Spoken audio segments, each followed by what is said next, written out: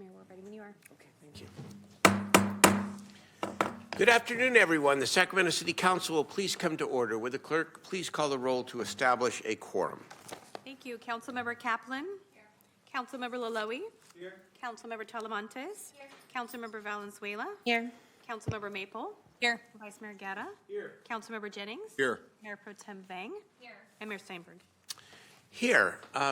Good evening. Councilmember Valenzuela, would you please lead us in the land acknowledgement and the Pledge of Allegiance? Yes, please rise for the opening acknowledgments in honor of Sacramento's indigenous people and tribal lands. To the original people of this land, the Nisenan people, the Southern Maidu, Valley and Plains Miwok, Patwin Wintun peoples, and the people of the Wilton Rancheria, Sacramento's only federally recognized tribe. May we acknowledge and honor the Native people who came before us and still walk beside us today on these ancestral lands by choosing to gather today in the active practice of acknowledgement and appreciation for Sacramento's indigenous people's history, contributions, and lives. Thank you. And now please salute and pledge. I pledge Allegiance to the flag of the United States of America and to the republic for which it stands, one nation, under God, indivisible, with liberty and justice for all. Suzanne, I wanted to make sure you do this. Okay. Before we get to the special presentation, let us turn it over to the city attorney for any closed session report. Madam City Attorney? There's nothing to report at this time, Mayor. Thank you. Okay, thank you for that report. Okay. Now let's do the special presentation. Recognizing NP3 Elementary School as a distinguished school, and I'm turning that over to Councilmember Lisa Kaplan. Look at, they're all here. All right, you guys. Welcome. Good evening, everyone. So this is basically full circle for me and something I am honored to present as my first action as a city councilwoman. As you know, I spent 20 years as a Natomas school board member and had the opportunity as a board member to authorize MP3 High School coming to Natomas Unified, then authorizing the expansion to the middle school, and several years ago, expansion to an elementary school. And so tonight, I am excited to present to MP3 Elementary, Natomas Pacific Pathway Prep, which is an independent charter that we do in conjunction with the University of Pacific and McGeorge School of Law, of which I am a proud alumni. But the intent is engagement in public service, as well as ultimately how do we expand representation in our legal field that looks like Sacramento. And I am proud of all the work that MP3 is doing towards that, as well as their students and their academics. And that's why this year, in early January 2023, the Superintendent of Public Instruction, Tony Thurman, through a program that was created in 1985, the California Distinguished Schools Program recognized MP3 Elementary as one of its 357 distinguished schools this year. In Sacramento County, there were 7 recognized. In the city of Sacramento, only 2. And MP3 Elementary was one of those 2 recognized. And I would be remiss, because during the pandemic a lot was not celebrated, but MP3 Middle and MP3 High School are also recognized as California Distinguished Schools.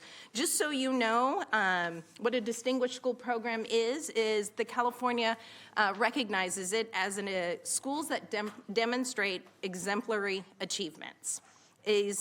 Elementary schools are recognized of the hard work that they contribute towards students' education and their dedication, the resilience that they were shown both by educators, families, staff, and students during these years of the pandemic, as well as their progress in closing the achievement gap and making sure that their parents are part of the community. So it is truly my honor to, one, recognize just recently retired founding member and executive director, Tom Rutten, new executive director, Sharon Massini, and thank you, Principal Marcy Dart, for being here, who is the principal of the elementary school. I will welcome you to the podium to say a couple words before we recognize you.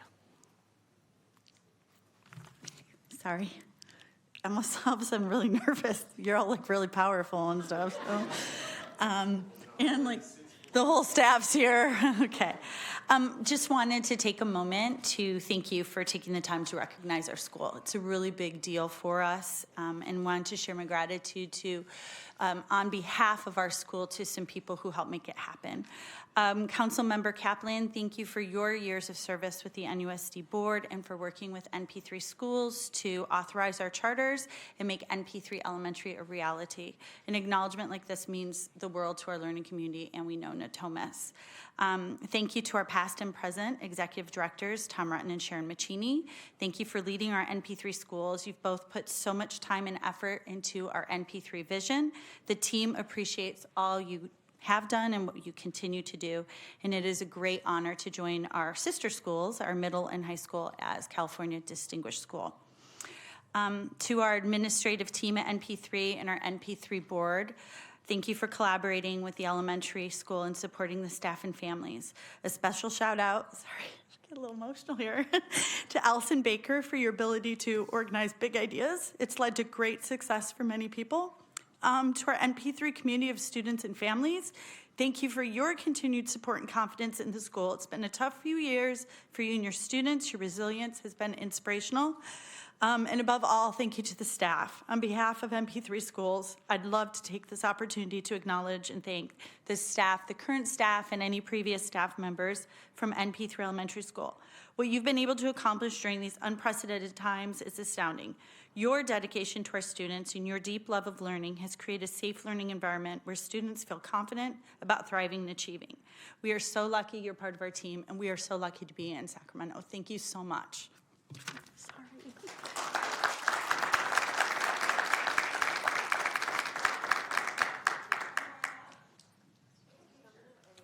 I do have a couple of other members that wanted to speak here.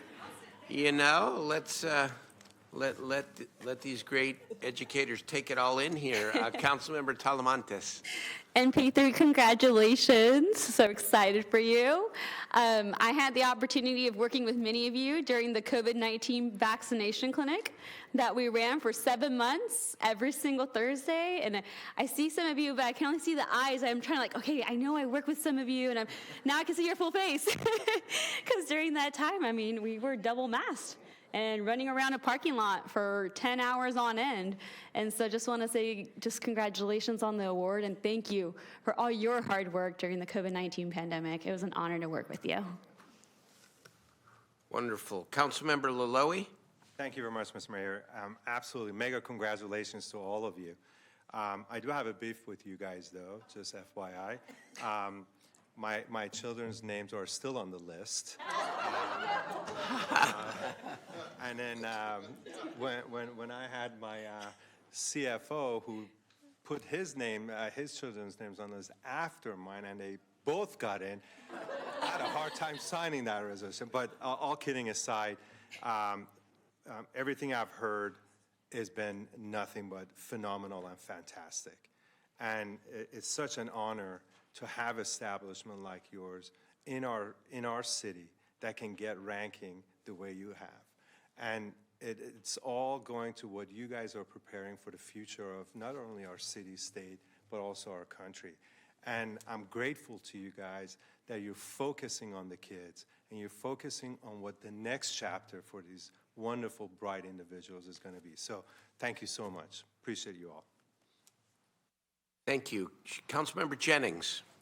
Thank you so much, Mayor. I just want to kind of pour on my love to each one of you for the work that you do every single day, the impact that you make in the community with our kids, the next leaders that we want to sit in these seats and in the seats that you occupy right now. Everything that you do is preparing them for their next step in life, and you are preparing great leaders, and I just want to thank you for this distinguished honor that you've received here tonight. So thank you for your hard work. I remember every name of every one of my elementary school teachers. That's how special my elementary school was in the Bay Area back in several decades ago. In the 2000s. In the 2000s. And to get this recognition for NP3 says to me that the children you are educating 50 years from now are going to remember you and are going to remember your great school. Congratulations. Really proud of you. Really, really proud. There we go.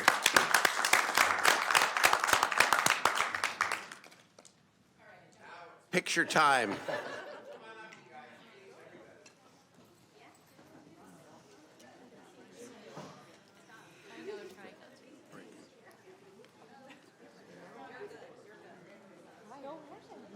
Hey, what's happening, brother? Good to see you. How are Asha and TJ? They all right.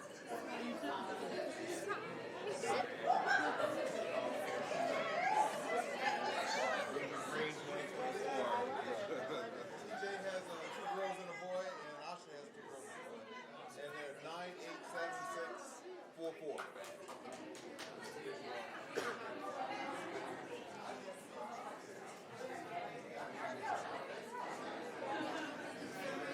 I can take a picture and send it to you if you like. All right, so you'll go yours first. You're in the middle. All right, guys, right here. 1, 2, 3. One more. 1, 2. Hold, almost there. As always, there's 3 people taking a picture. 1, 2, smile.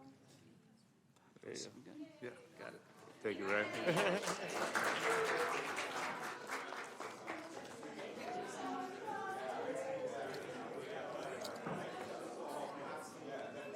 So this is the house you built.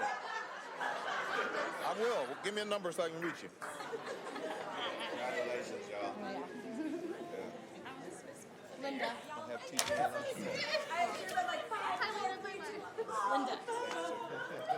and one more? We'll take just a minute. You look way too young.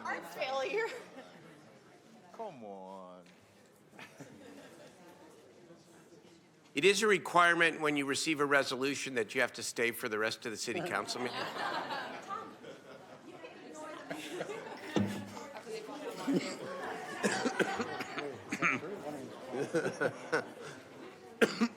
Thank you.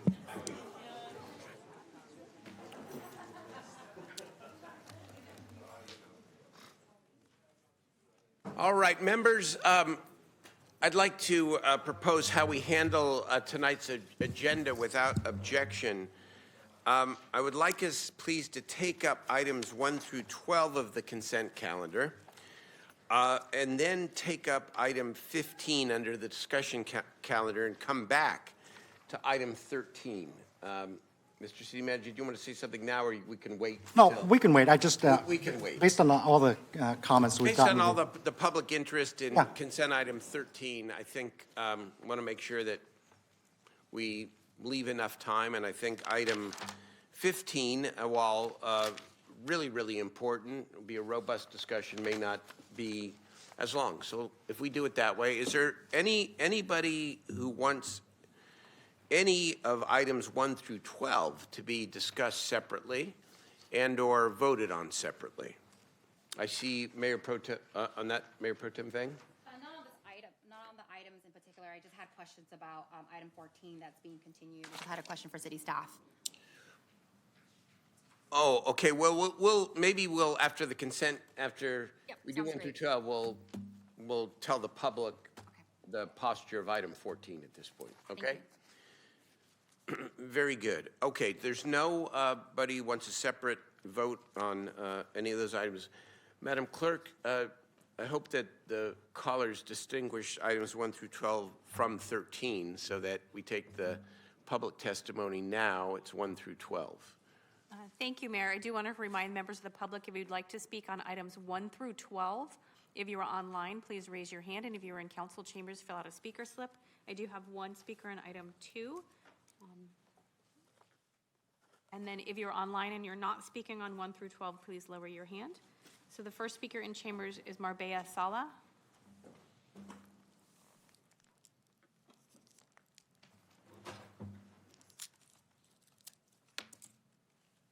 Evening, Mayor and council members.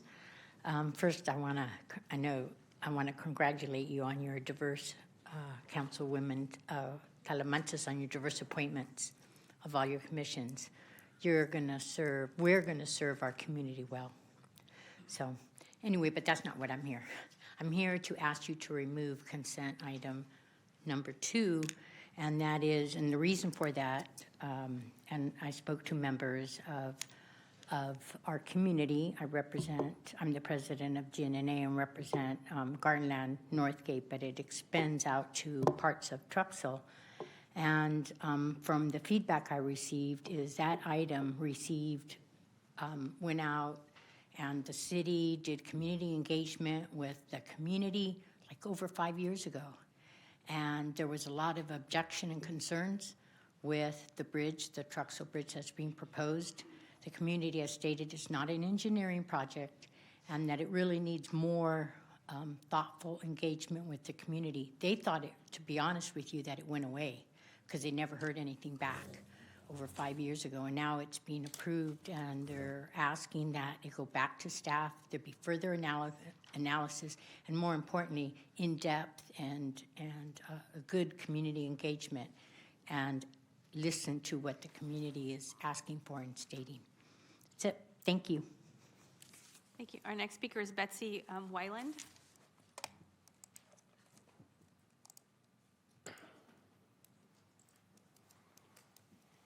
Yes, good evening, City Council. My name is Betsy Wyland, and I'm here representing Save the American River Association. And of course, as you know, we have members in our organization from all over the region, as well as we do a lot of work within Sacramento. Especially, we have a great partnership with Friends of Sutter's Landing, Fossil, and have adopted for many years that area of the parkway and the park itself, frankly. So I just want to ask you the same thing that the previous speaker did, which is to please remove this from the consent calendar. Do not adopt it. Go back to the drawing board. And I'm asking you because, just very simply, because of the importance of where this bridge is located.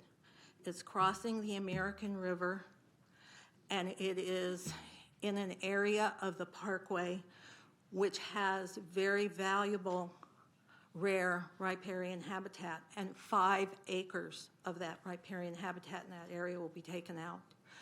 I think it's sometimes easy to just talk about things, and when it comes time to put words into action, and I was thinking of how you started this meeting, honoring and recognizing land acknowledgement and the time the indigenous people spent on this land before we came. This area of the parkway, the indigenous people inhabited the river and this area of the parkway for thousands of years. There are significant cultural elements to this area of the parkway. This is an area of the parkway where the indigenous people for many, many years came up both rivers, the Sacramento and the American, and gathered for their big times. So please, please, don't just Thank you for your comments. Your rubber time is stamp this. complete. Thank you for your comments. I sincerely Thank you for your appreciate. comments. Thank you for the time. Our next speaker is Carissa Gutierrez on items 1 through 12. So Carissa, will you let us know what item you're speaking on, and then we'll start your timer. Of course. If you can hear me, I'm speaking on item 4. Thank you. Okay, thank you so much. Good afternoon, everyone. I am Carissa Gutierrez, Executive Director of the Latino Center of Art and Culture. On behalf of our team and board of passionate community leaders, we offer our deep gratitude to Council Member Valenzuela, Assemblymember McCarty, and Dr. Richard Pan for their fearless advocacy on our behalf. We are especially thankful to the city staff, specifically the Parks Department and Councilwoman Valenzuela's staff, who have worked tirelessly to make this a reality. I simply cannot stress enough how much this means to our communities. LCAC was founded over 50 years ago as La Raza Bookstore and later La Raza Galeria Posada, a convening space that celebrated and explored the beauty and radical joy of our Chicano and Latino communities. We knew even then the power of our people and the importance of having dedicated spaces to celebrate our rich culture. Now, with this opportunity to adopt a location that places us back in the heart of our city, we once again have the ability to elevate our shared histories and collectively showcase our artistry. We are so thrilled to bring our vibrant stories and cultural practices to a beautiful space and engage residents throughout our city. We have so many plans in the works that maintain artistic excellence and drive home our commitment to uplift the rich diversity of our Latino communities. With 50 minutes or 50 seconds on the docket, I just want to stress how important this is and how critical it is to our history of Sacramento. We couldn't have done it alone. We certainly look forward to moving in, And we have also been engaging in really wonderful conversations with the Midtown Business Association. This is a big move and a big win for our communities. And we certainly hope to continue to drive the point home that Sacramento, as the capital of the fourth largest economy in the world, can bring these stories forward and can do so in a dignified and innovative manner. So we're very excited to be reconnected back to the heart of the city. We're very excited to be working alongside many of our sister cities throughout the state, and very excited to be moving in as soon as those tenant improvements are made. Thank you once again to everyone. We're very excited to partner with you. Thank you for your comments. Mayor, I have no more speakers on items 1 through 12. Very good. Councilmember Talamantes, I know, has a comment on item 2. Thank you. Yeah. Thank you, Mayor. I just want to thank all the people and organizations that reached out to our office regarding this feasibility study for the Truxell Bridge. I really do look forward to your continued participation in this process.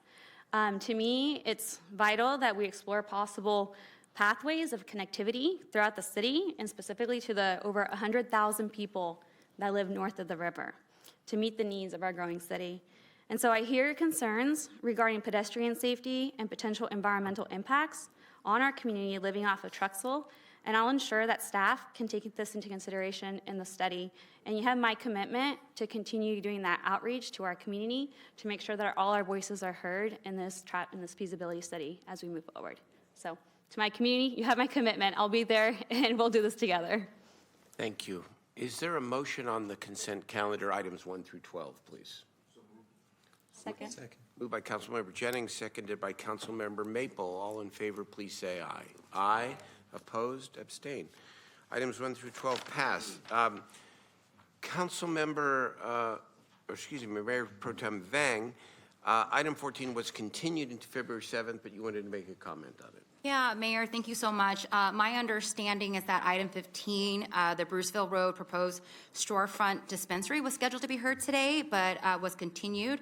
And for transparency purposes, I'd like to just ask a question to City Attorney or our planning staff, just to explain to the community why the item was continued.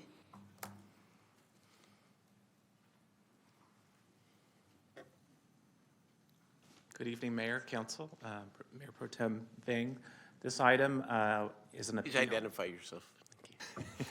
This item is an appeal. The appellant has requested a continuance to February 21st. Under your rules of procedure, that is granted automatically.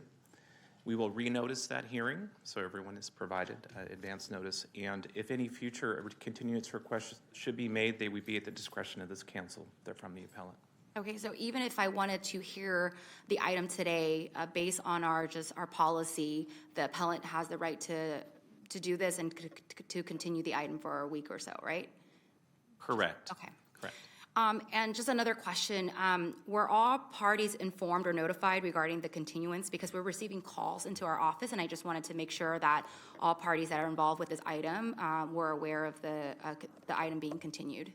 But all parties are the applicant and appellant, multiple communications today. Okay, thank you so much. I really appreciate it. And can you introduce yourself as well? All right.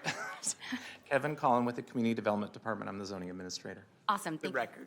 Thank you, sir. You know, you're the zoning administrator, a very important person. We want the public to know you. That's it, okay?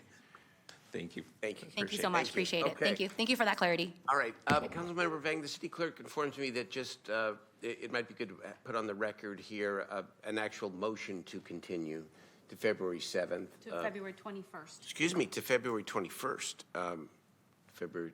Can I ask a question? Why it's the 21st? Just, thank you. Here we go. For all transparency purposes, Yes. 'cause we're getting a lot of calls on this, yeah. Yeah, so part of the consideration is availability on council agendas. We also we need to renotice the hearing, so that is from an administrative perspective necessary in terms of time. Okay, so the recommendation is that the item will be heard on what date? February 21st. Okay, I'll make a motion to continue the item to February 21st then. Thank you. Is there public testimony tonight on item 14? No, not on the continuance. On the continuance. Okay, all in favor, please say aye. Aye. Opposed, abstain. Continue to the 21st of February. Thank you. All right, as I stated earlier, let us take up item 15, and then we'll go back to consent item 13. Item 15, who is presenting on this item? Mr. Oseguera, hello. All right, good evening, Mayor Steinberg and members of the City Council, Jorge Seguera, your City Auditor. The recommendation that is before you is to pass a motion approving the language access policy, gap analysis, survey results, and recommendations, and provide direction to city staff. Both the City Auditor's Office and the City Manager's Office has been tasked by the City Council with evaluating the city's language access services. For the sake of efficiency and not to duplicate efforts, the City Auditor's Office partnered with the City Manager's Office and third-party language service providers, NIMSI Insight, to review language access best practices, compare it to the city's current practices, survey city employees and community members, and provide recommendations for improvement. NIMSI Insights is a market research and international consulting company that works with language service providers, enterprises, and government agencies. So what do best practices and guidance recommend when it comes to language access services? While the City of Sacramento may not be required to adhere to much of the guidance referenced in this report, this guidance can be leveraged to assist the city in developing a language access policy and in ensuring robust language access services are available to the community. Federal guidance states that recipients of federal funding have a responsibility to ensure meaningful access to their programs and activities by persons with limited English proficiency, otherwise referred to as LEP. The guidance recommends conducting a 4-factor analysis when determining the extent to which to provide language access services, which include the number of LEP persons eligible to be served by the program, the frequency and type of LEP encounters, the relative importance and nature of the benefit of services that the program offers, and the resources available for the program in relation to the cost of providing language services. The federal guidance also provides a self-assessment tool for language access planning, which includes understanding how LEP individuals interact with your agency, identifying and assessing LEP communities, training staff, and providing notice of language assistance services. There is also State of California guidance, which requires state agencies that serve a substantial number of non-English speaking individuals to provide translated materials or bilingual employees in order to facilitate meaningful access to written materials, services, and benefits. The Act sets a threshold for which state agencies which are required to provide language access services to any language group whose non-English speakers comprise 5% or more of the people served by the office or facility of the state agency. Written materials should be distributed when it requires the individual to provide information or when it may affect an individual's rights, duties, or privileges with regard to that agency's services or benefits. We also researched other California cities to see what they included in their language access policies. We identified a number of California cities and counties that had adopted language access policies. We focused on the 6 listed in this table and conducted more detailed review of their policies. We also reviewed the various language services the city currently has in place. The city offers telephone interpretation services using Language Link. This service is mostly used by the city's 311 and 911 call center agents. For example, a review of the city's 911 call center found that Language Link was used for 5,143 calls between January and August of 2021. That service costs the city approximately $99,000 per year.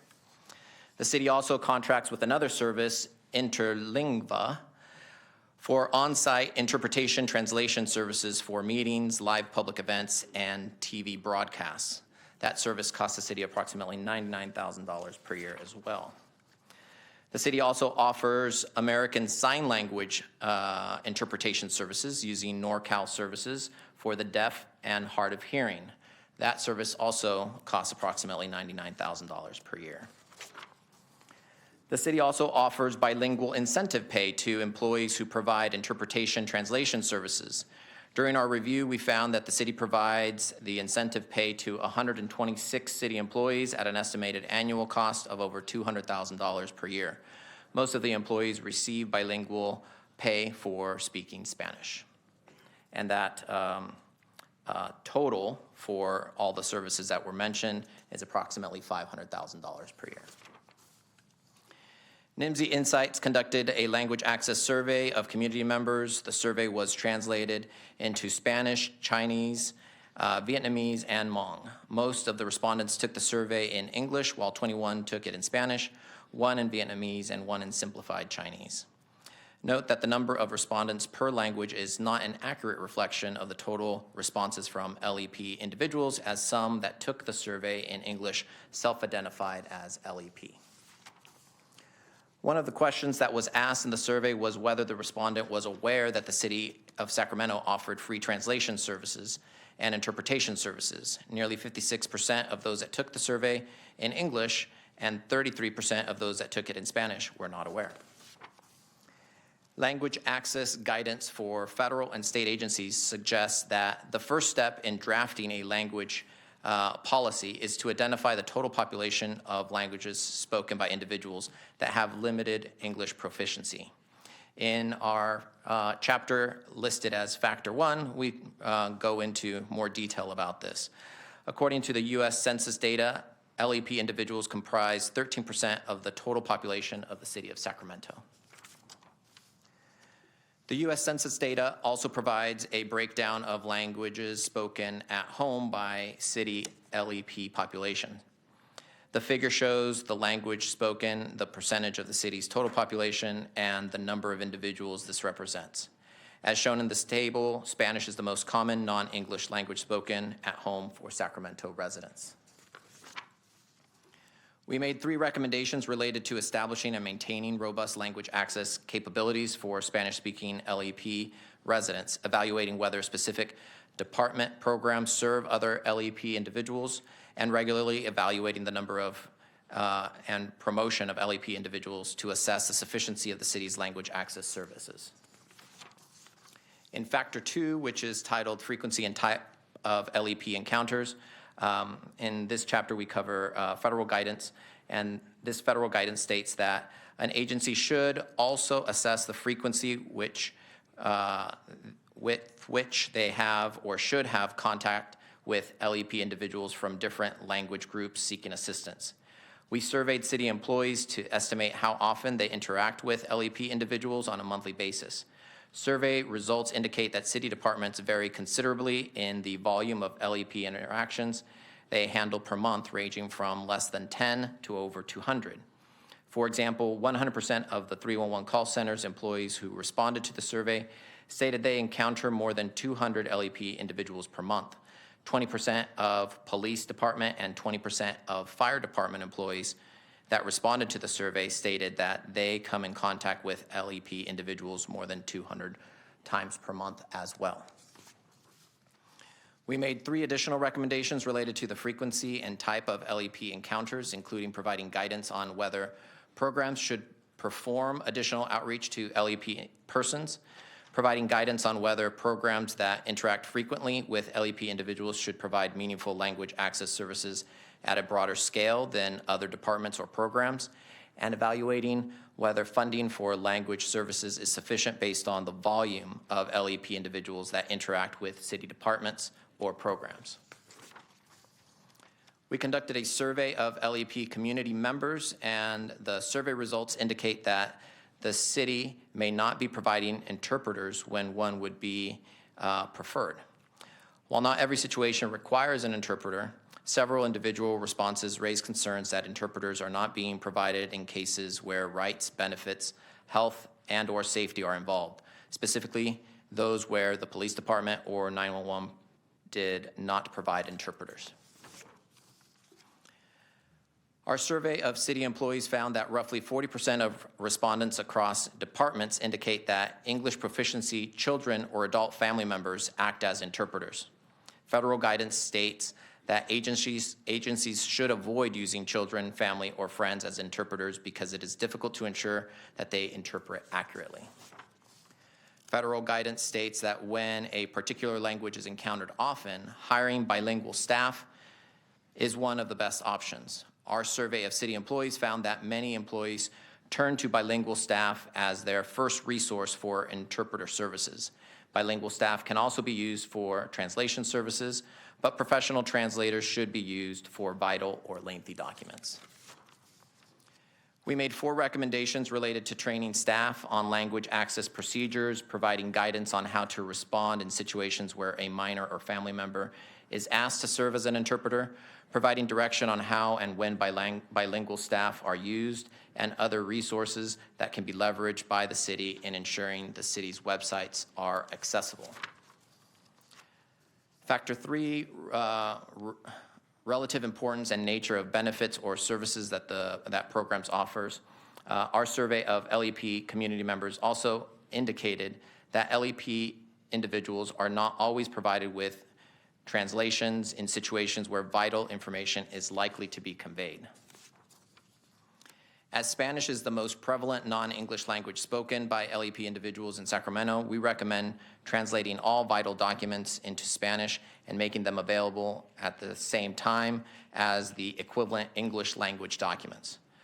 For all other LEP languages, we recommend vital documents be handled in one of the following 2 ways: making translations available upon request, and 2, provide vital documents to interpreters who can explain the context of the written documents to LEP individuals and assist in filling out any documents that require LEP individuals to provide information. Proactively informing the public about the availability of language access services will help to foster engagement. Our survey found that the city could be more proactive in informing the public about the availability of language access services, and/or city employees are unaware of what steps they can take to communicate with LEP individuals about their programs and services. Other means of proactively notifying LEP and deaf individuals of the availability of language access services should also be employed. One example of how to overcome hesitancy about requesting language access services is the use of an I Speak language ID card. King County in Washington has developed an I Speak toolkit. The toolkit includes an I Speak card for consumers to bring with them when seeking care, which identifies the language they speak, and a Know Your Rights text to inform both consumers and providers regarding the use of interpretive services. We also found that the city's website did not have a complaint form that LEP individuals can file if the city's language services they were provided were not of good quality. This would provide the city with an opportunity to adjust to any shortcomings in the city's language access services. We made 4 recommendations related to developing guidance for city departments to identify their vital documents that should be translated, training employees on how to determine if an individual is an LEP individual, and when to offer language assistance, employing additional means to proactively notify LEP individuals of the availability of language services, and developing a mechanism that allows LEP individuals to file a complaint about the city's language access services. Agencies, and Factor 4, agencies should consider the most cost-effective means of delivering competent and accurate language services and determine the resources available to assist persons with LEP. Programs should carefully explore the most cost-effective means of delivering competent and accurate language services before limiting services due to resource concerns. Our final 2 recommendations include considering providing ongoing funding for city language access marketing so that community members are aware of the language access services provided by the city, and considering appointing a citywide LEP coordinator or a working group to regularly monitor and update the agency's response to LEP needs. A response by the City Manager's Office is included in the report and responds to all 16 recommendations.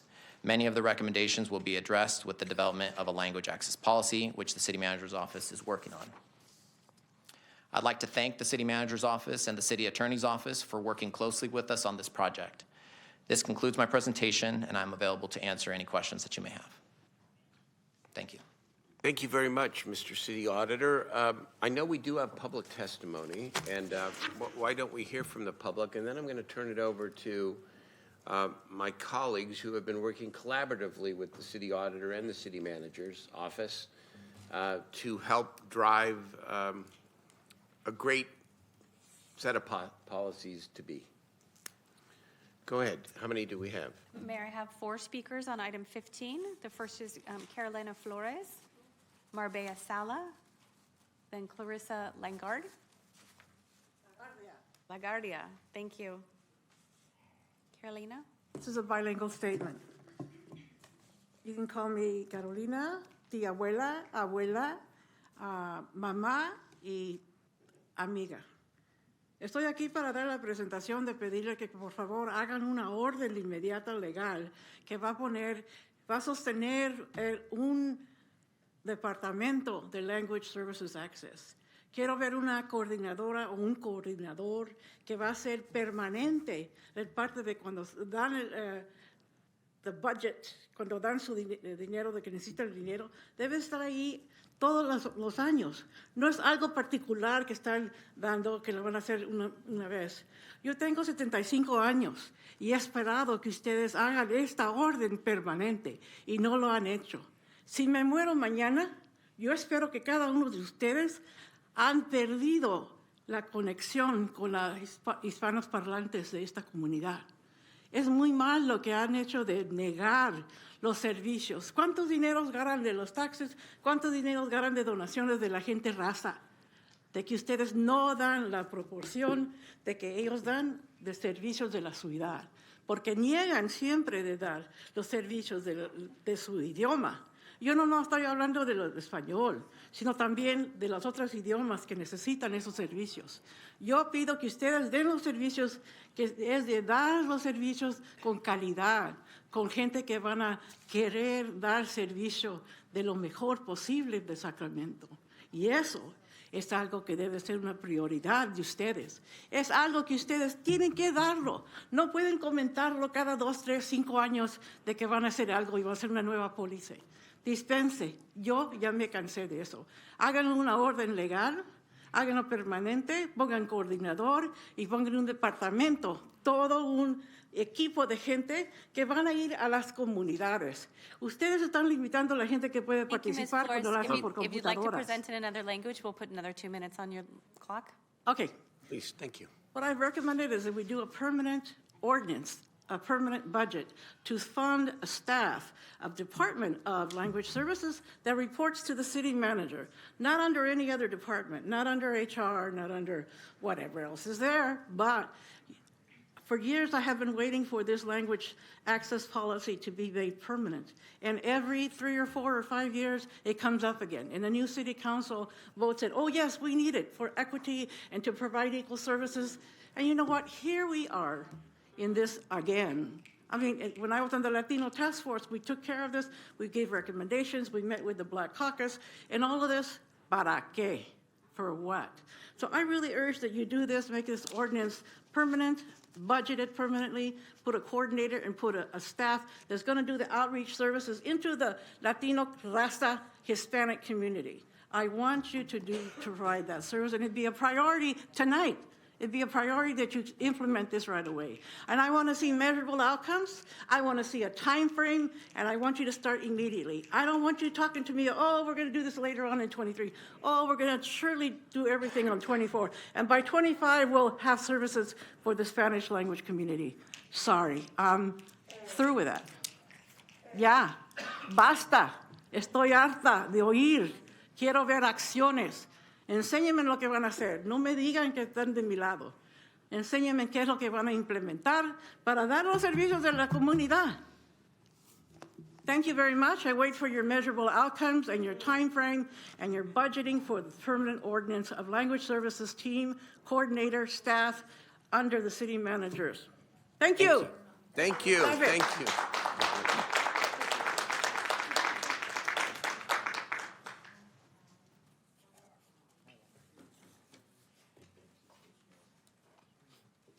Thank you, and ditto, ditto, ditto. Thank you, Carolina.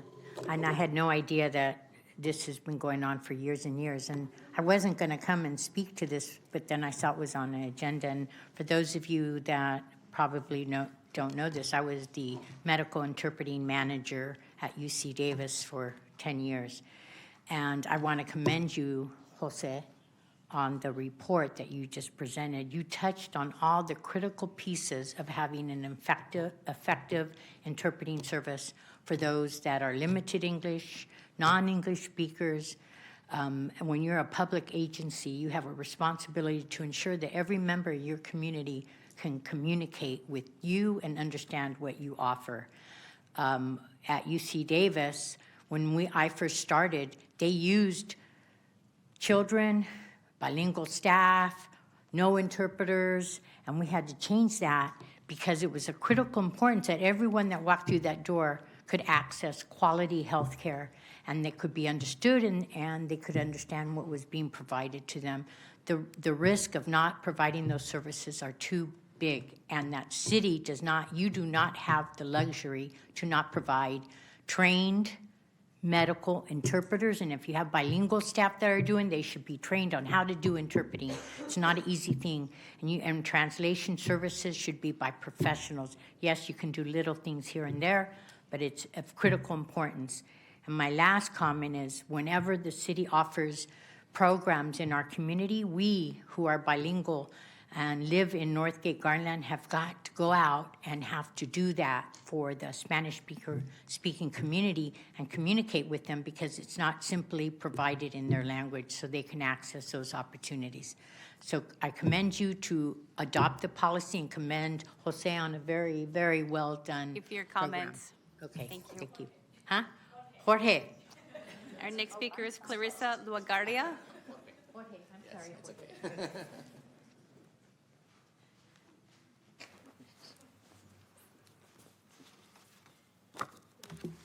Hello, everybody. My timer is not up there, so. Hello, everybody. I don't come here very often, but I'm so happy to see that Sacramento is well represented on City Council. The race, age, and gender diversity that I see really is reassuring. I want to just go ahead and introduce myself first. I was Language Access Manager for the California Complete Count Census Office. I served on the Language Accessibility Advisory Committee for the Secretary of State, the County of Sacramento, and I started a grassroots organization called Rethink Language Access. So I'm here in support of adopting a language access ordinance and a policy, but I want to ask you to please seek out but also listen to community input. And I'm not talking about showcasing what you're doing or transparency, I want these things, but also do listen and do incorporate the feedback that you get from the community. Obviously the consulting service, they did that survey, but out of like 200,000 people in Sacramento that speak a language other than English at home, 20 or 22 Spanish speakers, or Hmong, Vietnamese, Tagalog, all these different languages, it was not enough, and more should have been done.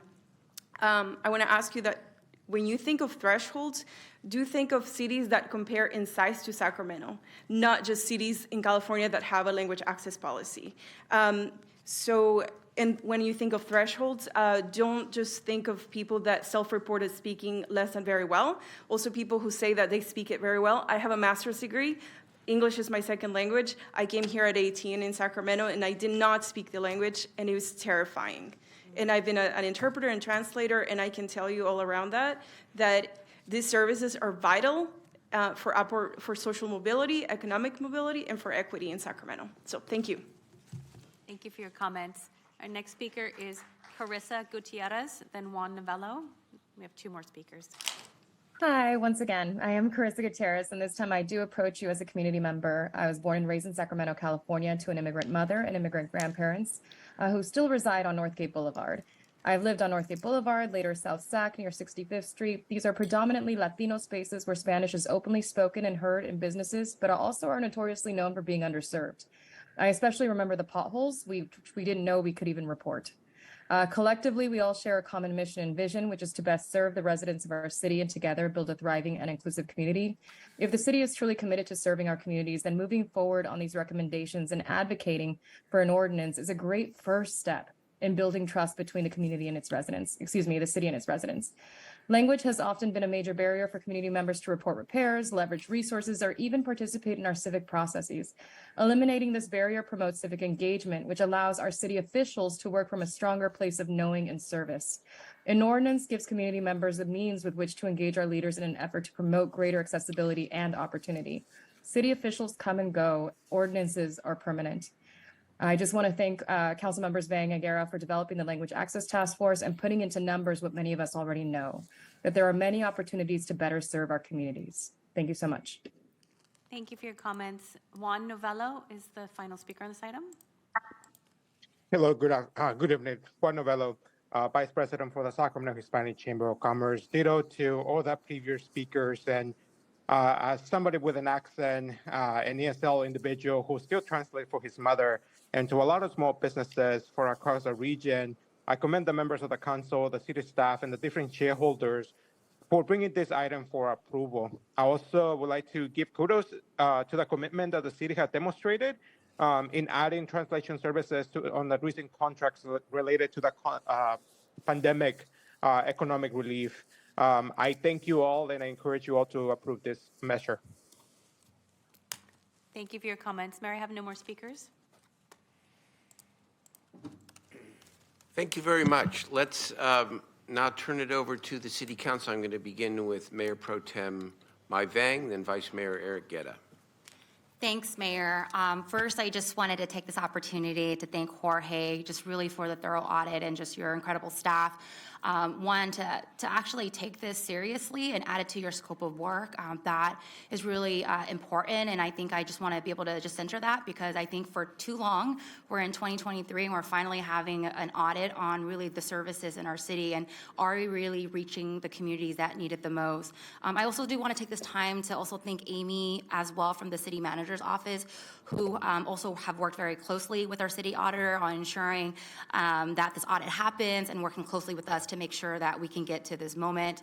Last year, I actually requested for this audit because I wanted to, one, have a better understanding of what we're doing well and areas of improvement in our own system. And then secondly, really help guide a development process for an equity-focused internal language access policy. And so again, Jorge, I just want to say thank you for adding this to your scope of work. I know there are so many issues in our city, but this was one of my top priorities when I came into council, and really appreciate this council also supporting that scope of work. As many of you know, I think you heard from our members in our community, right now we have thousands of Sacramentans that do not speak English as their primary language. I think many of us have seen firsthand, especially during the pandemic, how many of our communities weren't able to access government programs or services, or even participate in COVID delivery services or programs. And then we had to really rely on our CBOs, our ground warrior soldiers doing the work to get resources to our community. Our goal of being an equitable city does require that we're intentional about how we deliver city programs and services. And most importantly, making sure that regardless of your English proficiency or your physical ability, you're actually able to access our services. I do also just want to give a shout out, because I think it's also important to acknowledge the great work that has happened in the city. I want to give a shout out to our Community Engagement Office, a shout out to Lynette. I know she works tirelessly with our city staff and with our community partners to reach our underserved community, folks who don't speak English. But I know that the resources she has right now is not sufficient. And I share that because the reason why I actually asked for the audit a year ago was when I became a councilwoman, numerous city staff actually approached me and asked me to translate flyers into Hmong. Now, while I don't mind doing that, for me, it was a red flag, right, about the lack of understanding of the services that we currently do have. And we actually do have services. I think if you read the audit, and you heard from Jorge, about almost half of our staff aren't aware of the city services that we actually provide for our LEP, which is very concerning. And I think there's a lot of work internally we have to do as a city. And so really appreciate that recommendation. The other, concerning point that I think Jorge brought up, which I think too often many children of immigrants and refugees has done, is that we're finding that family members and minors are actually doing the interpretation for family, which is incredibly concerning and something that we should not allow in this city. You know, as a daughter of Hmong refugee, I remember translating for my grandparents or my parents, and especially a minor who may not want to be able to translate issues that are sensitive is really, really. Councilmember Talamantes is nodding her head because she's probably had to do that numerous times as well. And so, you know, the city of Sacramento is overdue for a language ordinance. As you heard earlier from our city auditor, Long Beach, Oakland, several cities in the state has a language access ordinance, and we, the capital of Sacramento, do not. And so, you know, one of my recommendation, in addition to the recommendation, is ensuring that we actually have an ordinance set in place. As you heard from a community members, city managers come and go. City council members and mayor comes and go. But what stays is the community sustaining this work. And it's also really important to make sure that we have an ordinance in place to really set the direction and to also state our commitment in terms of language access in the city. And so, Mayor, you know, I would like to make a motion to, one, approve the city auditor's report, but with the direction to work with the city manager's office, ensuring that we have a council-led ordinance that can really help inform the implementation of the recommendation. What I don't want happening is that oftentimes we do audits and they just end up sitting on a shelf. I want to make sure that these recommendations gets implemented. That's absolutely really critical. And so having an ordinance, I feel like, makes a statement from the council that we are committed to this. If that means we're committed not just with our words, but also in our budget, because this will be a budget discussion item if an ordinance does, you know, get pushed forward to the full council for consideration. And so, again, I would like to make the motion to approve the auditor's report, but ensure that we work with the city manager's office to draft a council-led ordinance that can inform really the implementation and ensure that all 16 of these recommendations first gets implemented, but also working closely with community members to make sure that it's working. I'm really proud of the task force that Vice Mayor and I have co-led over this past year. Our LEAP group, our Language Equity Access Work Group, made of numerous CBOs and community partners who've been doing this fight for a really, really long time. So just want to give a shout out to you. If you're watching this and you've been in our meetings, I want to say thank you for being our eyes and ears on the ground and helping to really guide this process. Thank you, Mayor. Thank you, wonderful. It's seconded by Vice Mayor Guerra. I will wait my turn, but fine, great motion. I want to just ask some questions and clarity on timing so that the staff and the lead members are aligned here in terms of timing. But let's go to Vice Mayor Guerra next. Good. Thank you very much, Mayor, and also to thank you to Jorge, our city auditor, and our team, and our city manager for the good work of producing a well-defined audit. You know, I want to personally thank also Mayor Pro Temp Mai Vang.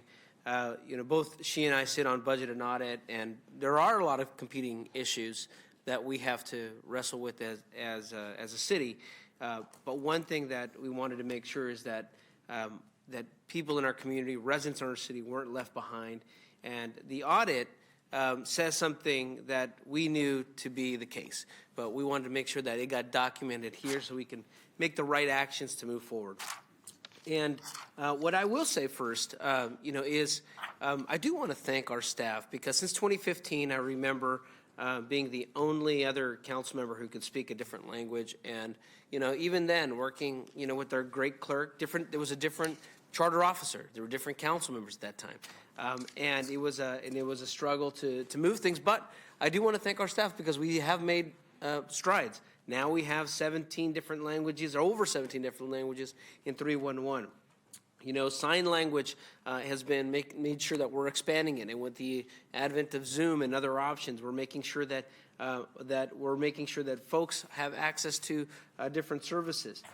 Even you know, through the pandemic, we started doing webinars and training for small businesses in multiple different languages so that they could access the federal grants that were coming in at the time.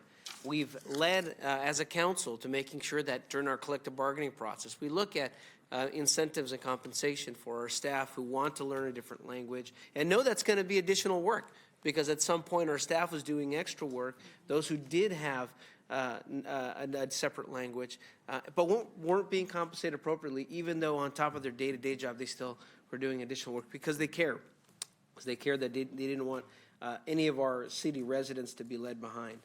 And then we, to supplement the gaps that we had at the time, we went and used interpreter services.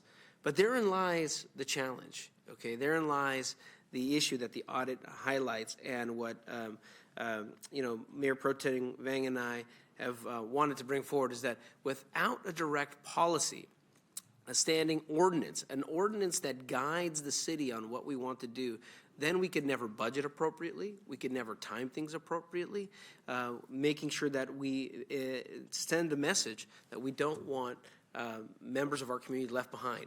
Whether you're, an English-only person who relies on sign language, whether you're, a recent refugee, or as you saw here, the majority, grand majority are Spanish-speaking. But yet even then, many of our services aren't translated.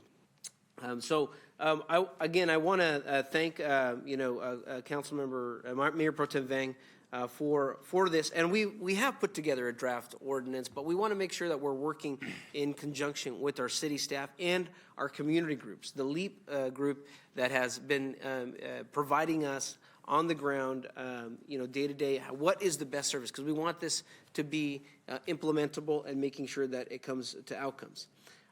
Like many of us, and I want to thank, Carolina Flores and Clarissa LaGuardia, who have been involved not only in on the language access side, but even before then on our issue of employee hiring, recruitment, diversification. How do we make sure that we're making those? We've seen some positive trends, and that's come about from this process of auditing, finding out where we are, recognizing our strengths, but acknowledging where our gaps are and closing those as well.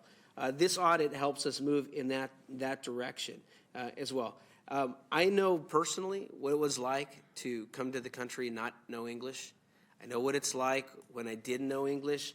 We joke that if you're in a bilingual household and you're a teenager, you're a paralegal, a medical assistant, all at once by the time you're 15, because you're translating, and an insurance broker, those are the worst, to try to, read the insurance documents for your family.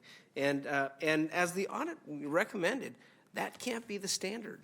We can't have it be the standard that it's our young kids who are growing up here bilingual as the ones who are the only ones giving advice to their parents about how to access city services. And that's what this policy is about. When we talk about all of the different resources, the rebate programs, and during the emergency this last 2 months, think about what it means, like having timely access to information. On the general sense, it's the average daily services, but in times of emergency, it's about life and death as well. So all of these pieces are critical when we are developing a language access policy. And the striking point, and many people don't notice it until you look at the census data, is only 63% of our city is monolingual. Like, that means that over a third of our city speaks a different language. And that's a beautiful thing, but it comes with its challenges that we need to make sure that third of the city, over that third of the city, who are taxpayers as well, who are business owners as well, who are workers and laborers in our city, make sure that they have that equal access. So proud to second the motion that has the direction, because while today it's just the audit, the real work is going to be how we create something that outlives us here. Because what we've gone to today has been helpful, but what we really need to do is create a standing policy that moves us for the future to come, because it may change. Right now, maybe Spanish is the largest number of folks who speak a different language, but we see that Sacramento is one of the largest. I think Houston's the first largest, but Sacramento is the largest of Afghani refugees. We don't know what may happen in the future, and we need to be prepared for those changes. So with that, I'm excited about this, Mr. Mayor, and great work again to Mayor Pro Tem Vang and to our city staff and community members who are going to make it happen. Thank you very much, Vice Mayor. Councilmember Talamantes. Okay, I think I'm going to repeat what Mayor Pro Tem and the Vice Mayor said, but when you're an immigrant's daughter, you will find yourself in spaces that are really uncomfortable. At the doctor's office, talking to attorneys, citizenship, immigration, calling utilities. And honestly, this COVID-19 pandemic, it was rough to find credible people that can translate the information that we were receiving. I mean, it was a crisis, and I think we need to be better prepared for if there's another pandemic in the future. Like, that information is so valuable in saving people's lives and making sure that we have the appropriate people in these spaces. So just kudos to Jorge, your city auditor team. I mean, just the work that you continue to do is invaluable. Thank you. And I look forward to the implementation part because, like you guys said, it's the policy and the ordinance is one thing, but making sure that it's working and that we're translating the documents and that our programs and resources at the City of Sacramento are accessible to the entire community is going to be crucial. So you have my commitment, and I'm willing and wanting to help you, and let's get this done so that by the time next year comes around or by the end of the year, we say this is what we're doing now and move forward as a community because we can do this. We're diverse city. Let's own it and by all the ways. Thank you very much, Councilmember Talamantes. Councilmember Laloy. Thank you very much, Mr. Mayor. Just to follow up with what my colleagues indicated, I think this is very important. So I want to thank the Vice Mayor and Mayor Pro Tem to spending your time on this because this is a very important tool that our city needs, especially when we're such a diverse city and we actually welcomed some of the largest immigrants, the Afghan immigrants that are here, and working with them closely. A service like this is badly needed because, as you indicated, it's very hard for a 7-year-old to walk with his or her mom to doctors and try to translate everything. So I'm committed to this. I'm hoping that we can also come up with a deadline of when this can happen because, as we heard from one of our speakers, this is not something that we want to just sit down and talk about and then 5 years from now we're still trying to implement it. I think having a timeline and a deadline for this is imperative, and I want to thank Jorge and all the staff that have looked into this. So whatever my office can do, I'll make myself available, but having a deadline on this, I think it's very imperative. So thank you very much to all. Thank you, Councilmember Laloy. Just make a brief comment, then I'm going to ask the city manager to make a comment. I want to first thank council members, Mayor Pro Tem Vang and Vice Mayor Guerra for their leadership on this. It's really important that the elected leaders take on the cause, and yet you're not alone. And the best work happens when the elected leadership works closely with the city staff and the city management to put together all the best ideas, and that's going to lead to the better product. And the city auditor as well, you've laid a great foundation here for the ordinance to go forward. I listened to my colleagues, and I got to tell you, I'm really moved because lived experience is so powerful. It's lived experience. This is not some academic issue. Our elected leaders here have lived the challenge here. When Vice Mayor Guedes says that 1/3 of our Sacramento population speaks multiple languages, that makes this a core issue. It's a core issue because there is no greater test of inclusion, and we talk about inclusion a lot here. We have a racial equity committee. Everything is about inclusion and racial equity in this city. It's one of the things that makes us all so proud to live here and to serve here, but there's no greater test of inclusion than whether people can literally communicate with their city. I think the signal tonight, Mr. City Manager, knowing the budget challenges that we face and having to balance all of the things we're going to have to balance in the months ahead, that I think this issue has been articulated tonight by the community and by a cross-section of members as a budget priority. So in terms of the timing of the ordinance, speed is important, but we also want to get this right, and we also want to fund it.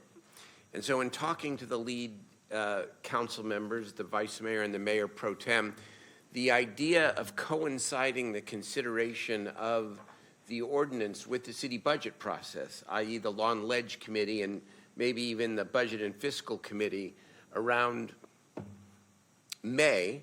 And that doesn't mean that the grass doesn't grow in these months ahead, because there's a lot of community work to do. And the staff, by the way, is using that time to gather all the input from the departments.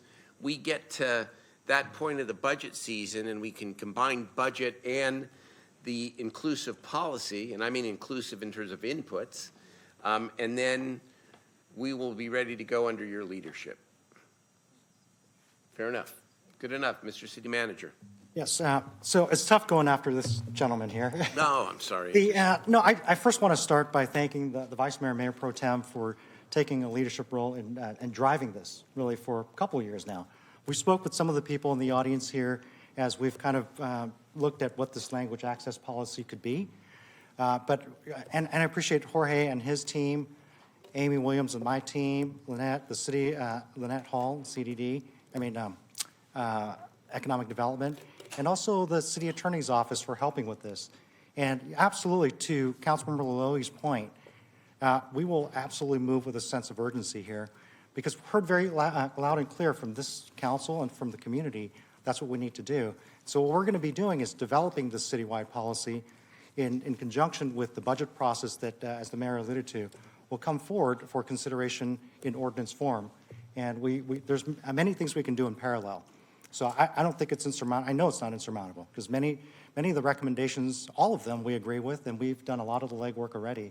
So it's not going to be a huge lift.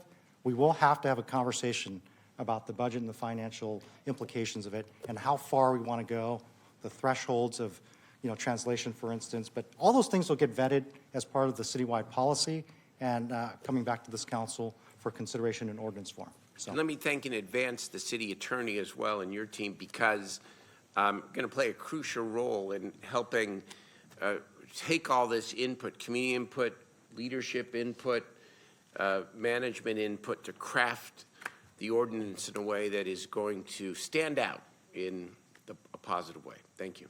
Thanks, Mayor. Can I just add one more? Go. Yep. So just for clarity, I believe, so what we're going to do is obviously approve the city auditor's report. I just want to clarify my motion, but work with the city manager to develop the ordinance, which we do have a draft ordinance template, really feedback from the community.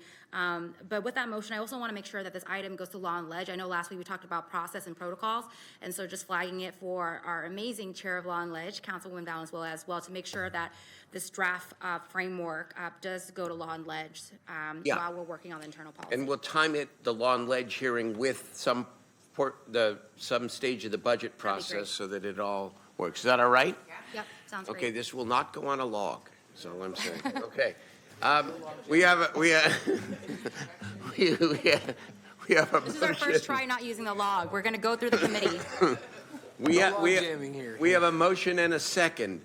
All in favor, please say aye. Aye. Opposed, abstain. Very good. Thank you all for coming together on this really, really important item.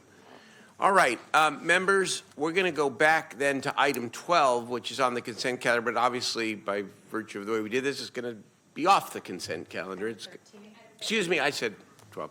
Item 13 is going to be heard separately. I'm going to ask the city manager to begin. yes, absolutely. As we mentioned and discussed at the beginning of this meeting, we pulled this item proactively. I'm going to ask the police chief and her team to come forward to talk about what this is and what this isn't. And we've gotten so much feedback about this, and we want to make sure that it's transparent in terms of what we're doing here. And not only the council, but the public understands what this request is. And as a reminder, this comes on the heels of, an approval from the council in September for the military equipment use policy. And it contemplated at the time that we would come back like we're doing now for approval of this grant award. And then the other piece here, I will just say, and then I will turn it over to Chief Lester, is that this council's been committed to investing time, effort, resources in less lethal options as we have these interactions with the public. And this is yet another tool in that toolbox. And so I'm hoping that we will have the support of this council, because in the absence of approving this tonight, we will lose the opportunity and a grant award of over $400,000. And from my perspective, it would give us fewer tools and make our community less safe. Chief Lester? Chief Lester, one thing as you're coming up that you might address right at the top here is, and the city manager alluded to it, is how this project, so to speak, would be funded.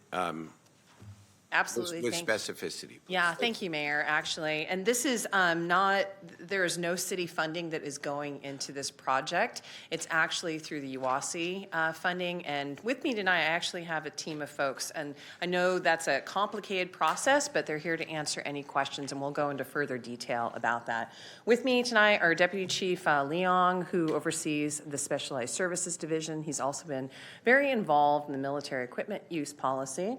Lila Bowie is our lieutenant overseeing the UASI division. Program manager Craig Mohar oversees that as well. And then for specific questions from our specialized services division, we have Captain Bryce Heinlein and Lieutenant Robbie Young.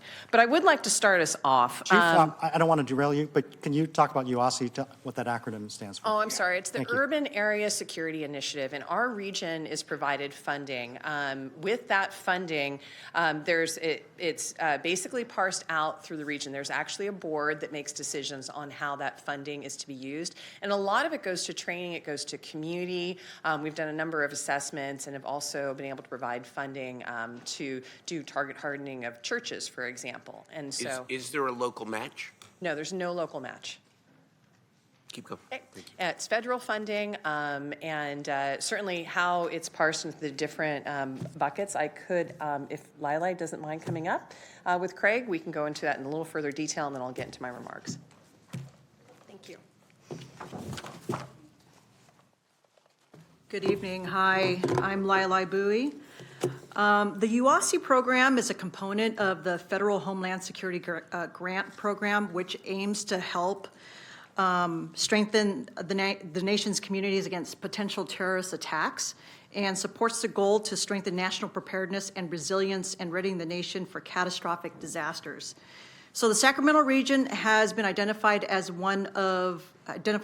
Department of Homeland Security as one of the high-density urban areas most at risk for terrorism.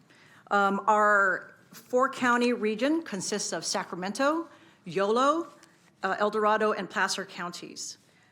So for the fiscal year 2021, Department of Homeland Security designated 5 national priorities that must be addressed, utilizing at least 30% of these funds. And that's enhancing cybersecurity, enhancing the protection of soft targets or crowded places, which includes physical protective measures such as safety barriers, enhancing information and intelligence sharing and analysis and cooperation with federal agencies such as Department of Homeland Security, and that includes public information and warning, combating domestic violence extremism through interdiction and disruption, and then addressing emergent threats such as transnational criminal organizations and weapons of mass destruction.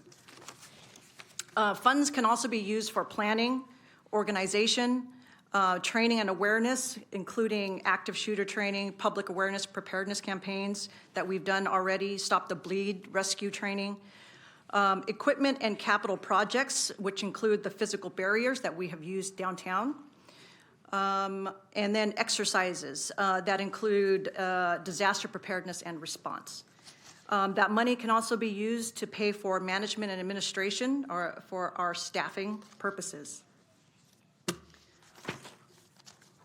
We have used these funds in the area for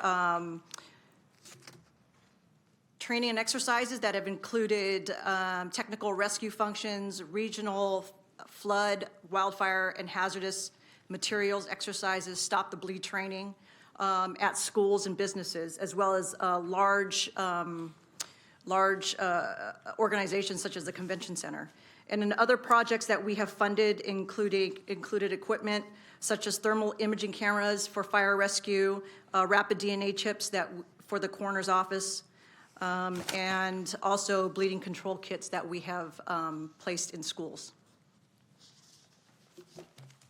Are there any questions regarding the funding? Okay.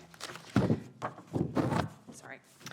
So in December of 2021, you may remember that council gave us the approval to seek authorization to acquire, fund, and use a new piece of equipment called the Rook.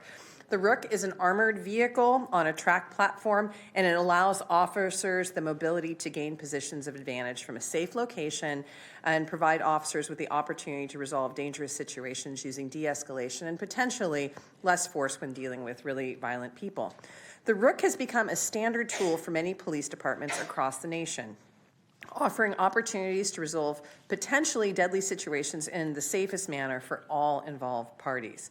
We are familiar with the Rook because in the past, during critical moments, we have asked the Sacramento Sheriff's Office to respond with their Rook to help us resolve numerous dangerous situations within our city. However, it does come with an understandable delay. And just to be clear, this piece of protective equipment is not being purchased with any City of Sacramento funds. Like you heard, it's through federal funding through the Urban Area Security Initiative for this very unique and critical tool. Then in September of 2022, we again came before you on this item as funding had not been secured at that time. We asked for and we were again given approval to acquire funding for the Rook. At that time, we promised that if funding came available, we would come back to this council to seek approval. So we are here tonight for a few things. One, to ask approval to suspend competitive bidding, and then to also enter into a contract for the Rook and to execute a contract. We understand that any item that has a military appearance rightfully raises concerns and questions in our community, and we are very sensitive to that. While this equipment does have armor plating for officer protection, it is not employed in any of the traditional sense of military use. This piece of equipment is highly specialized. It's not used for routine operation, and it will only be used in the most dangerous of situations. It's not used for things like protests or camp cleanups. We believe that the Rook can help us to provide enhanced protection for our officers and the public while helping us safely navigate really high-risk events that the police department is charged with resolving in our community. As we shared in our report to council in December of 21, because of the extra ballistic protection that the Rook provides, it gives officers some increased options for better positioning within a hazardous scene. The unique capabilities that the Rook provides, which Norm will go into some greater detail about, they just really can't be accomplished with our existing protective equipment. It includes really the ability to move in very tight spaces, remove dangerous obstacles, access things like second stories of buildings and homes, and it's also able to navigate a variety of terrain, including soft ground, without getting stuck.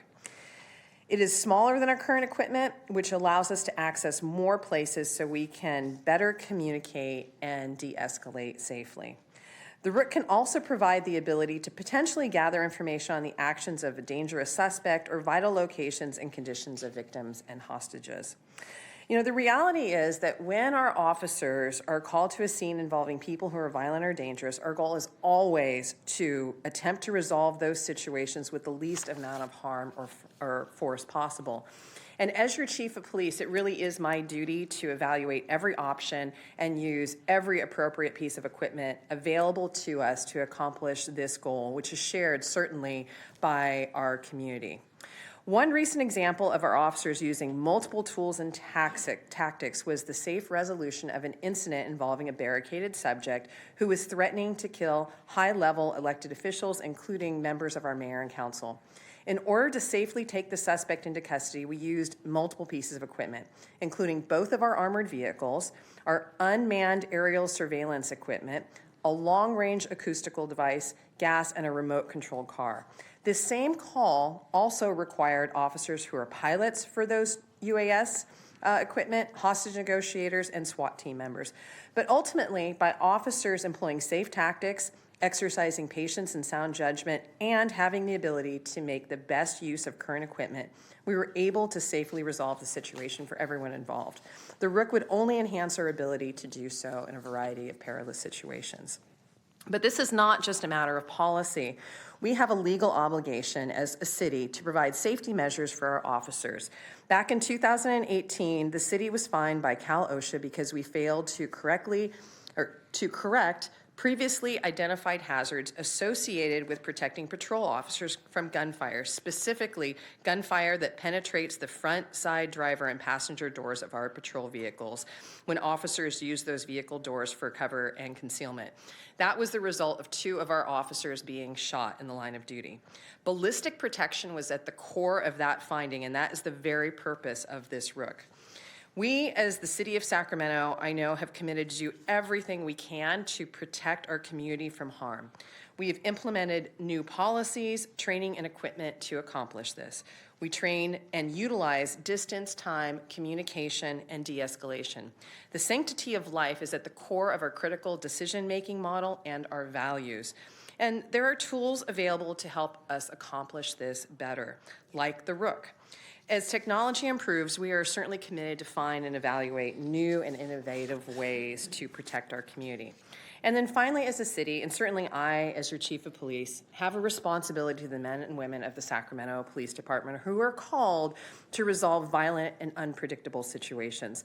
You know, the job of a police officer is dangerous enough on its own. We are obligated to do everything we can to enhance their safety so that they can serve the community and go home to their families also. We've all seen firsthand that our police officers who serve this city every day, day in and day out, and always go to the need or the call for help, are faced with extraordinary and high-risk situations, and they are subjected to risks that most people cannot even imagine. You know, we have a number of instances where officers, in attempting to safely resolve situations, have been subjected to direct gunfire. In one situation, officers tried to perform a welfare check on one of our community members, but that person was armed with a rifle and subsequently fired over 80 rounds from that rifle at those officers. In that case, a borrowed ROOK was instrumental in protecting our officers from injury and possibly even death. And I would just like to ask everyone to think about that for a moment, what that feels like to take direct gunfire. You know, we are so fortunate to have talented and courageous men and women, officers of our department that are dedicated to serving our community. And I just don't think it's unreasonable to expect that we as leaders would do everything we can to ensure the safety of our community and certainly our employees.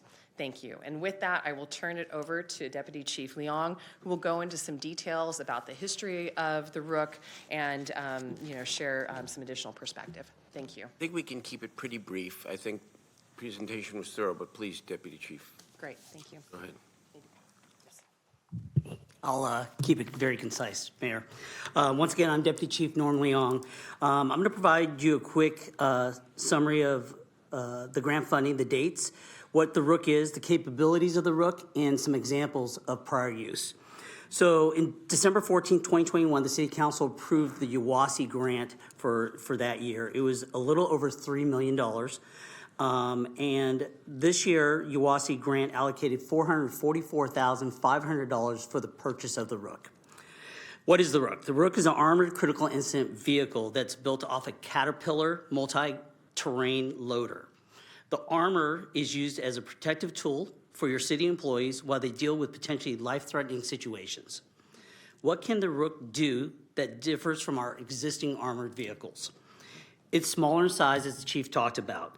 This allows maneuverability and all-terrain capability, allowing officers to get closer to incidents while having protection, such as in schools, apartments, or even large retail establishments.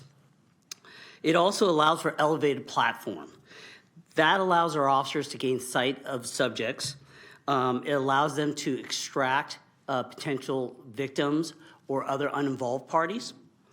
And it also allows for a breaching ability that does not place our officers in harm's way. So it has a RAM device that allows us to push open a door, for instance, without the officers being exposed to gunfire.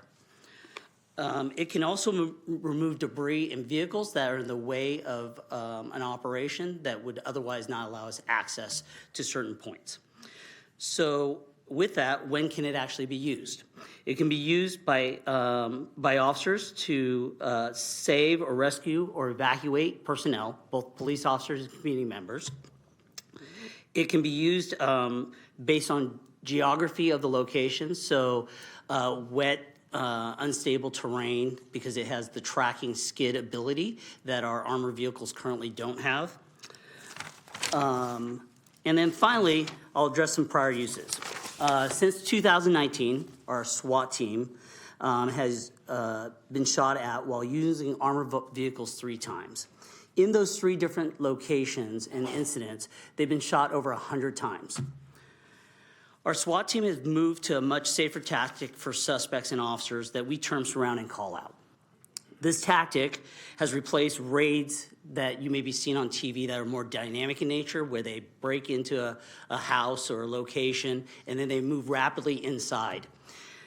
In order to do this surround and call out technique, they need cover. So they need the ability to see the front door. They need armor protection to be able to communicate with the suspect for the long term. And that change in process was an effort to really minimize direct contact between suspects and officers to allow for more time to communicate and hopefully get the person to surrender peacefully. So specific examples of its use. So as the chief said, we've called the sheriff's department or sheriff's office for the use of the Rook in the past. In 2019, Officer Tara Sullivan was killed in line of duty. The Rook was used to move vehicles off the property where the suspect was barricaded and still shooting so that armored vehicles could contain the suspect. It was also used to remove a tree during the incident. It should be noted that our primary armored vehicle got stuck during the rescue of the officer and was not able to fully extract her out of that location because it got stuck in that terrain. In September 2020, SWAT was called out for a subject who shot his girlfriend in the face with a shotgun and was believed to be hiding in the Arcade Creek Greenbelt. The Rook was used to access and clear the suspect's treehouse, which allowed for an elevated platform, which our current armored vehicles do not allow for. In September 2021, patrol officers were conducting a welfare check. This is the one that the chief talked about. They observed a subject armed with an AK-47. Officers, while positioned behind the existing armored vehicle, took over 85 rounds during an hour time period by the suspect.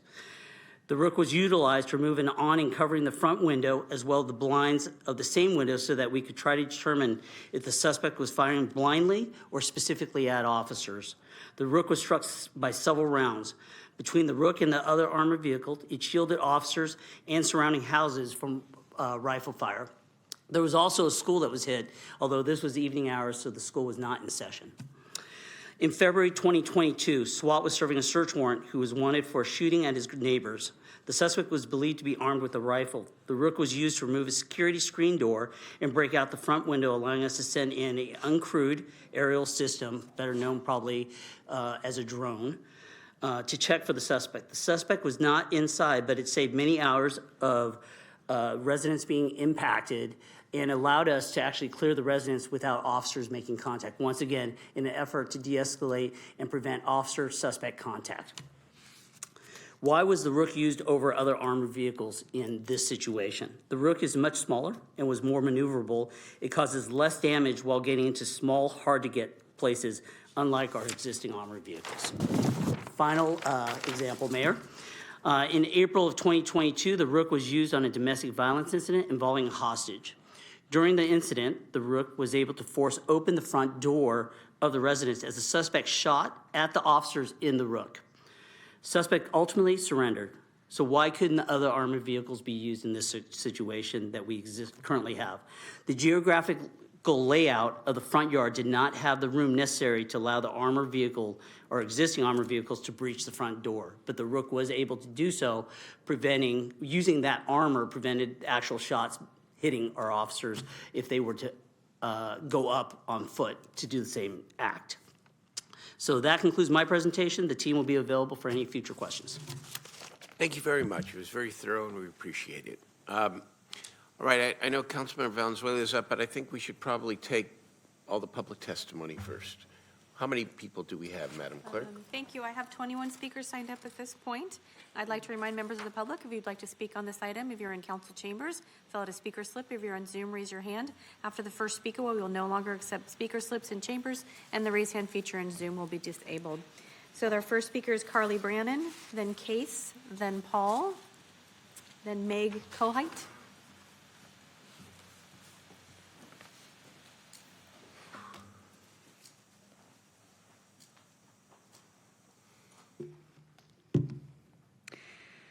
I'd like to supplement all of the examples that the pigs just gave, and give you some examples of why the police department don't need more military equipment.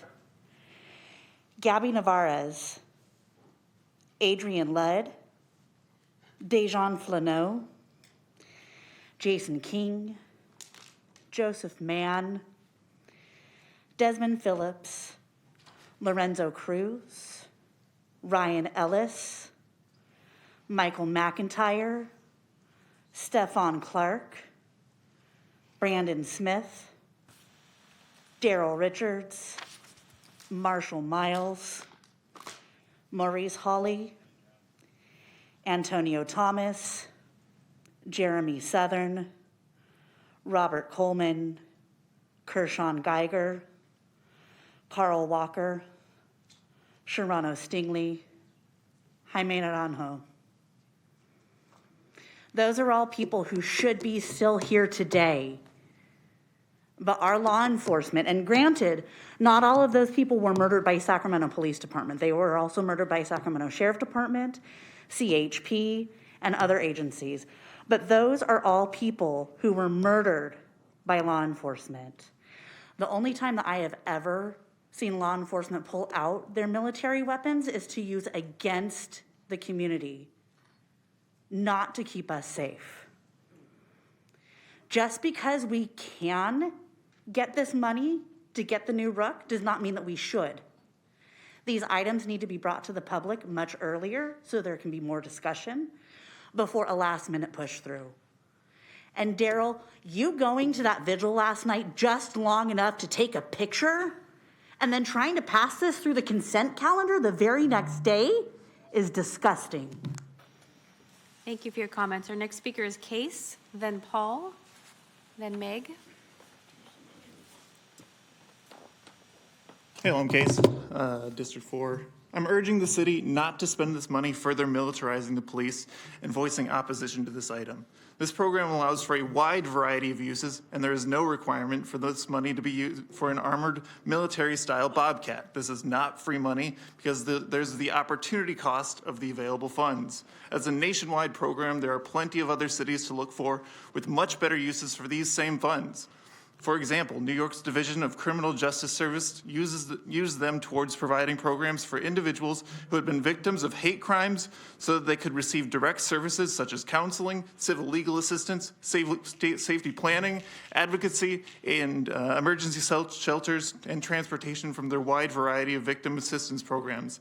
This program also allows for the purchase of emergency medical services and equipment from the FEMA authorized equipment list. For instance, we know wildfires are becoming increasingly common due to the greed of the fossil fuel industry blocking emissions standard in every attempt to move to a better world. However, we can use these same funds to help stop fires with a variety of equipment such as respirators, firefighting footwear, chainsaws, and other equipment. Police unions bought this council for $305,000 between 2010 and 2020. I urge you not to give the police yet another $440,000 tool that will inevitably be used to cause harm, and to look for a wide variety of other programs that improve the health and well-being of Sacramento. Thank you for your comments. Next speaker is Paul, then Meg, then Mackenzie.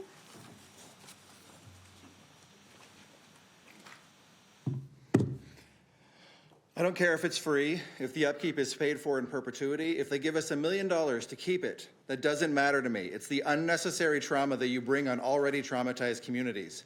Because instead of investing in those communities to stop trauma, to provide for need, you would rather plan for their criminality, rather than your failure to provide them with what they need, your failure to address their historical documented trauma. Instead, you would like to traumatize those people in need, those soulless bullies making six figures whose words you take as gospel because you don't know how to question a single thing that they would say for fear of appearing soft on crime. Well, soft in this case is having empathy. Soft in this case is being aware of the reality of experiences occurring in minority and disadvantaged communities. Soft is trying to stop the cycle of trauma rather than amplify it. Soft isn't recognizing that the circumstances trotted out as why we should have the Rook rarely even happen in Sacramento. And we can borrow them from the sheriff, as admitted multiple times by the cops. And that the chance of this being used harmfully are much higher than it being used for hostage negotiations. If you vote for this, you're voting for the re-traumatization of those communities. If you vote for a no-bid contract, you are voting for a lack of transparency. You are voting for favoritism, for corruption, and so much business as usual. Be different. Acknowledge harm. Acknowledge lack of investment in communities. Acknowledge and address trauma rather than compounding it by letting more trauma occur and then paying for more trauma to occur.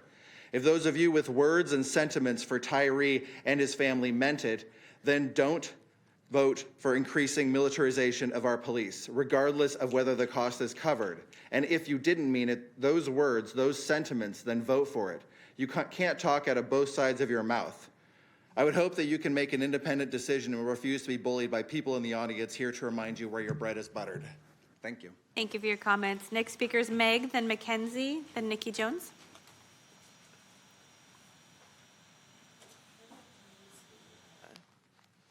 Deal here if it's on? Yeah. Go ahead and proceed and I'll pull it up.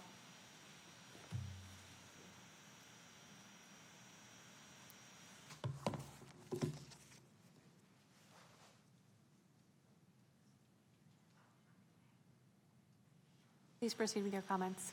Thank you. Hi, my name is Meg White. I'm a resident of District 4. I'm also a brick and mortar business owner there in District 4. I'm also a survivor of violent crime as well as police brutality, and I'm here to urge you to vote no for three main reasons. The first one is going to be the track record of SAC PD. As you can see here, this is Nandy Kane Jr. in 2017, and us taxpayers had to pay $550,000. That's more than this rook that they're asking for, because Officer Anthony Ferguson decided to beat him for jaywalking. He was offered paid leave and then was returned to the very community that he committed this assault in. If this is the same Anthony Figueroa, he also received an award in 2008 shortly after that beating. Looking forward with Joseph Mann, there's over $700,000 comes to a close there as well, and then another $220,000 for Dazion Fleno. We also have Daryl Richards, who was 19 years old when he was gunned down, unarmed, and in a mental health issue. Todd Edgerton was one of the officers involved in that, and he also was placed back in that very same community where this murder was committed. I know that firsthand because during the Cops and Coffee conversations, he was placed in that very same Black traumatized community to explain to us why he's going to continue to use these weapons of military on us. The second reason is because this is a clear violation of AB 481. The spirit of AB 481 says that this should be a public ordinance in a public forum, and there has no meaningful public forum has been presented here. Unfortunately, the meetings are offered at times that are during the typical workday. We have to wait for very long times, and then we only get 2 minutes to speak. Moving forward here, we know that this is going to be a decrease in public safety and an increase in civilian deaths, specifically in Black and brown communities. I saw many of you last night for the first time at a vigil for Tyree Nichols, and I urge you to vote like you actually believe in justice for Tyree Nichols and vote no. Thank you for your comments. Thank you. Our next speaker is Mackenzie, then Nikki Jones.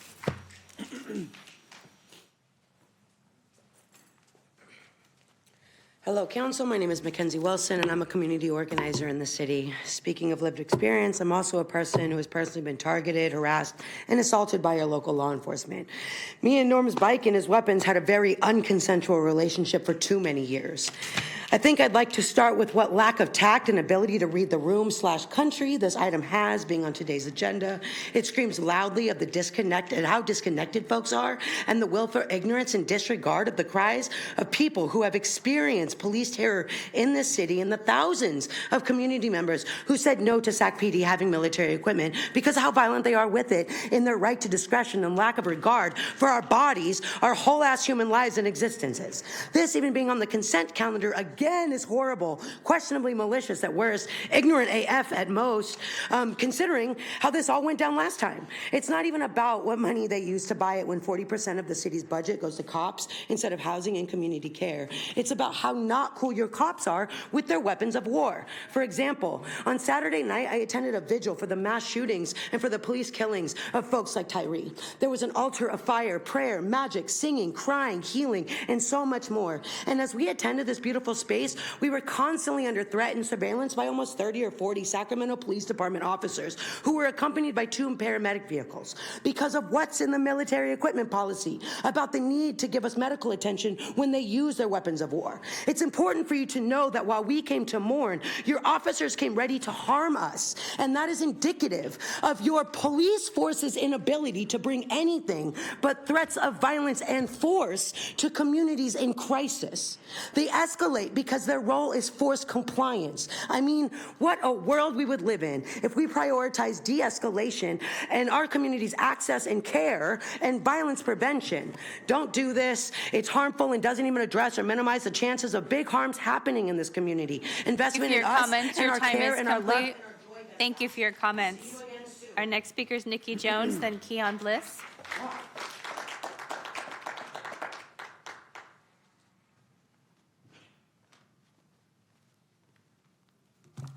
Yeah, actually, I can't even believe we're talking about spending this much money on the Rook instead of all the sort of cool alternative options that the lieutenant spoke about. It's weird.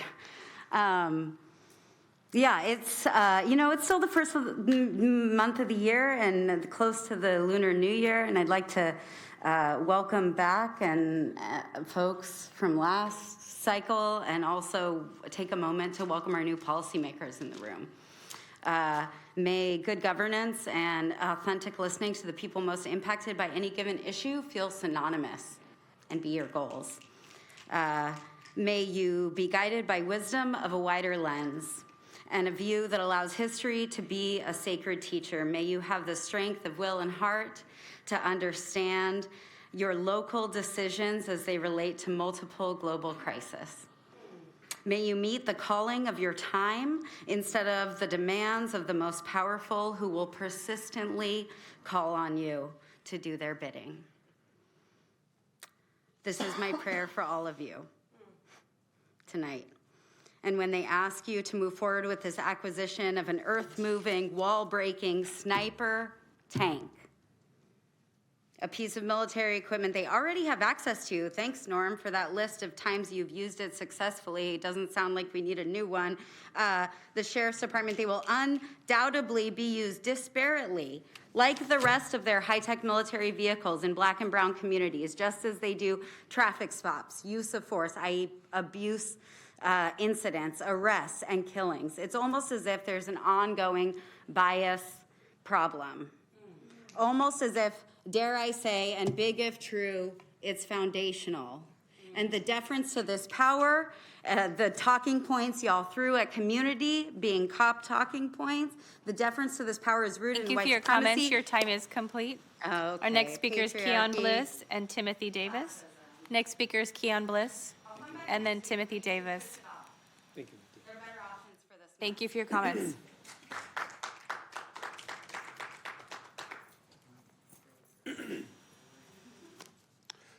Greetings, City Council. My name is Keon Bliss. I am speaking to you as a concerned citizen and an individual commissioner as part of the Sacramento Community Police Review Commission.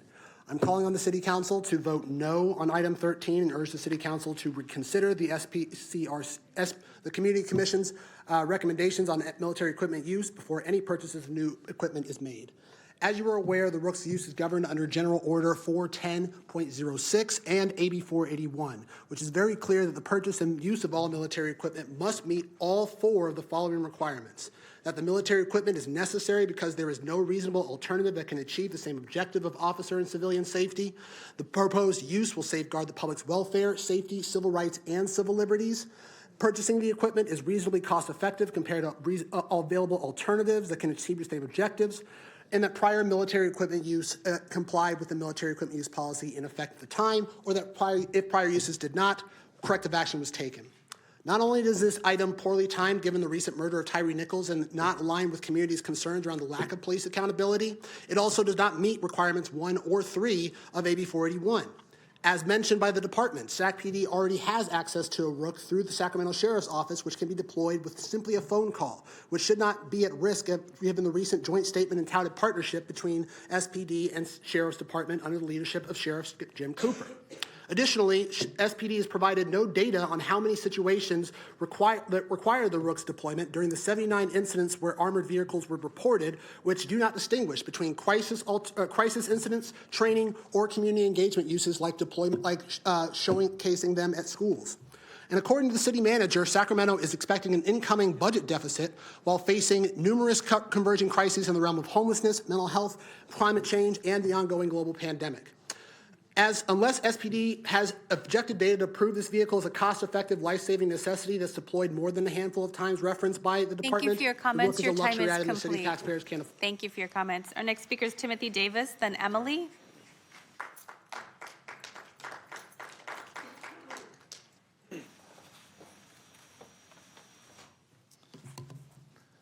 Hello, my name is Timothy Davis. I'm the president of the Sacramento Police Officers Association, and I represent the hardworking men and women of the Sacramento Police Department. I'm here to urge approval of item 13. This item will allow the use of grant funds to purchase a critical piece of safety equipment. The purpose of this defensive safety equipment is to allow our officers to better protect our community and allow our officers to safely resolve dangerous situations. This piece of safety equipment is another important tool that our department can use in its mission to de-escalate the violent situations we are called on to resolve. This is an important piece of safety equipment, and I urge the council to approve the item. Thank you. Thank you for your comments. Next speaker is Emily, then Jared Johnson.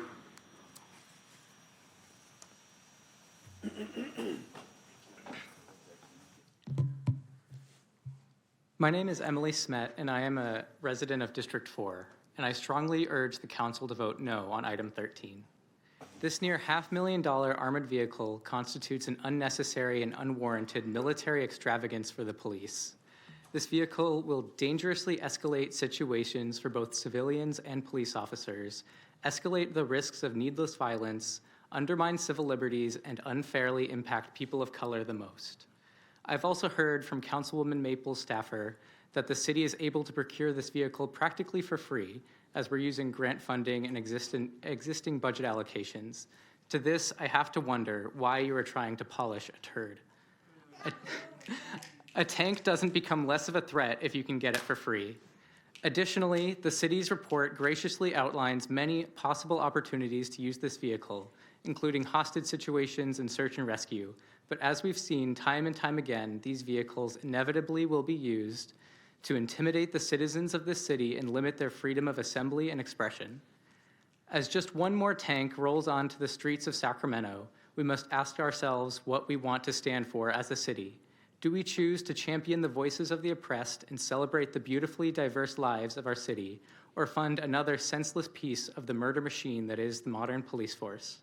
And to the members of this council, especially our new members, I have to ask, which side are you on?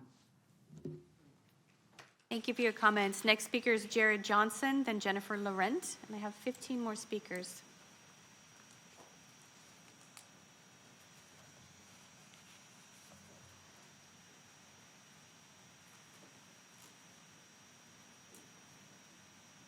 Hello, my name is Jared Johnson. I'm living in District 6. I am opposed to the bidding of the armored vehicle, AKA the Rook. I want to start by saying that news to vote on this bid on the RIC just recently reached me, and to be honest, I didn't get the time I would like to research the issue. A decision to purchase military equipment for police does require a great deal of caution, which is why it is specifically voted on. I just wanted to point out that the timeline feels rushed. That being said, I didn't need more time to think about how I feel about purchasing military equipment. I have always believed since I was in middle school that militarization of the police force is a bad idea. It's a trend that has skyrocketed in the last 11 years. Militarizing our police pushes our community to a state of anxiety. I can't be more clear, acquiring military equipment is bad for our city. We should increase investment in our community and decrease investment in our police force. Sacramento police are receiving 40% of the city's discretionary budget. I heard tonight that the UASI funding can be used for other things besides military equipment. Using the funding for the RIC offsets other essential things. Furthermore, it should be noted that it costs around $10,000 annually to upkeep. After everything our city and country has experienced with police terror, I don't think we should be sitting here discussing whether or not to buy armored vehicles, but instead discussing programs and alternatives to the structure that has repeatedly harmed our community. It has been stated that this vehicle is supposed to be in high-profile incidents, but some research I did found that the RICs have been used during protests. The concept is that this ROOK will protect lives, but in reality, it takes funding from things that save lives and heightens the tension between residents and police. I also wanted to point out that the mayor left the chair when receiving criticism over the vigil last night while forwarding this agenda during the first comment. These are necessary conversations, and we need you to be stronger and accountable to this process. Thank you. Thank you for your comments. For the record, I had to use the restroom. I'm sorry. Next speaker is Jennifer Laurent, and then we'll go online to Flo Kofer.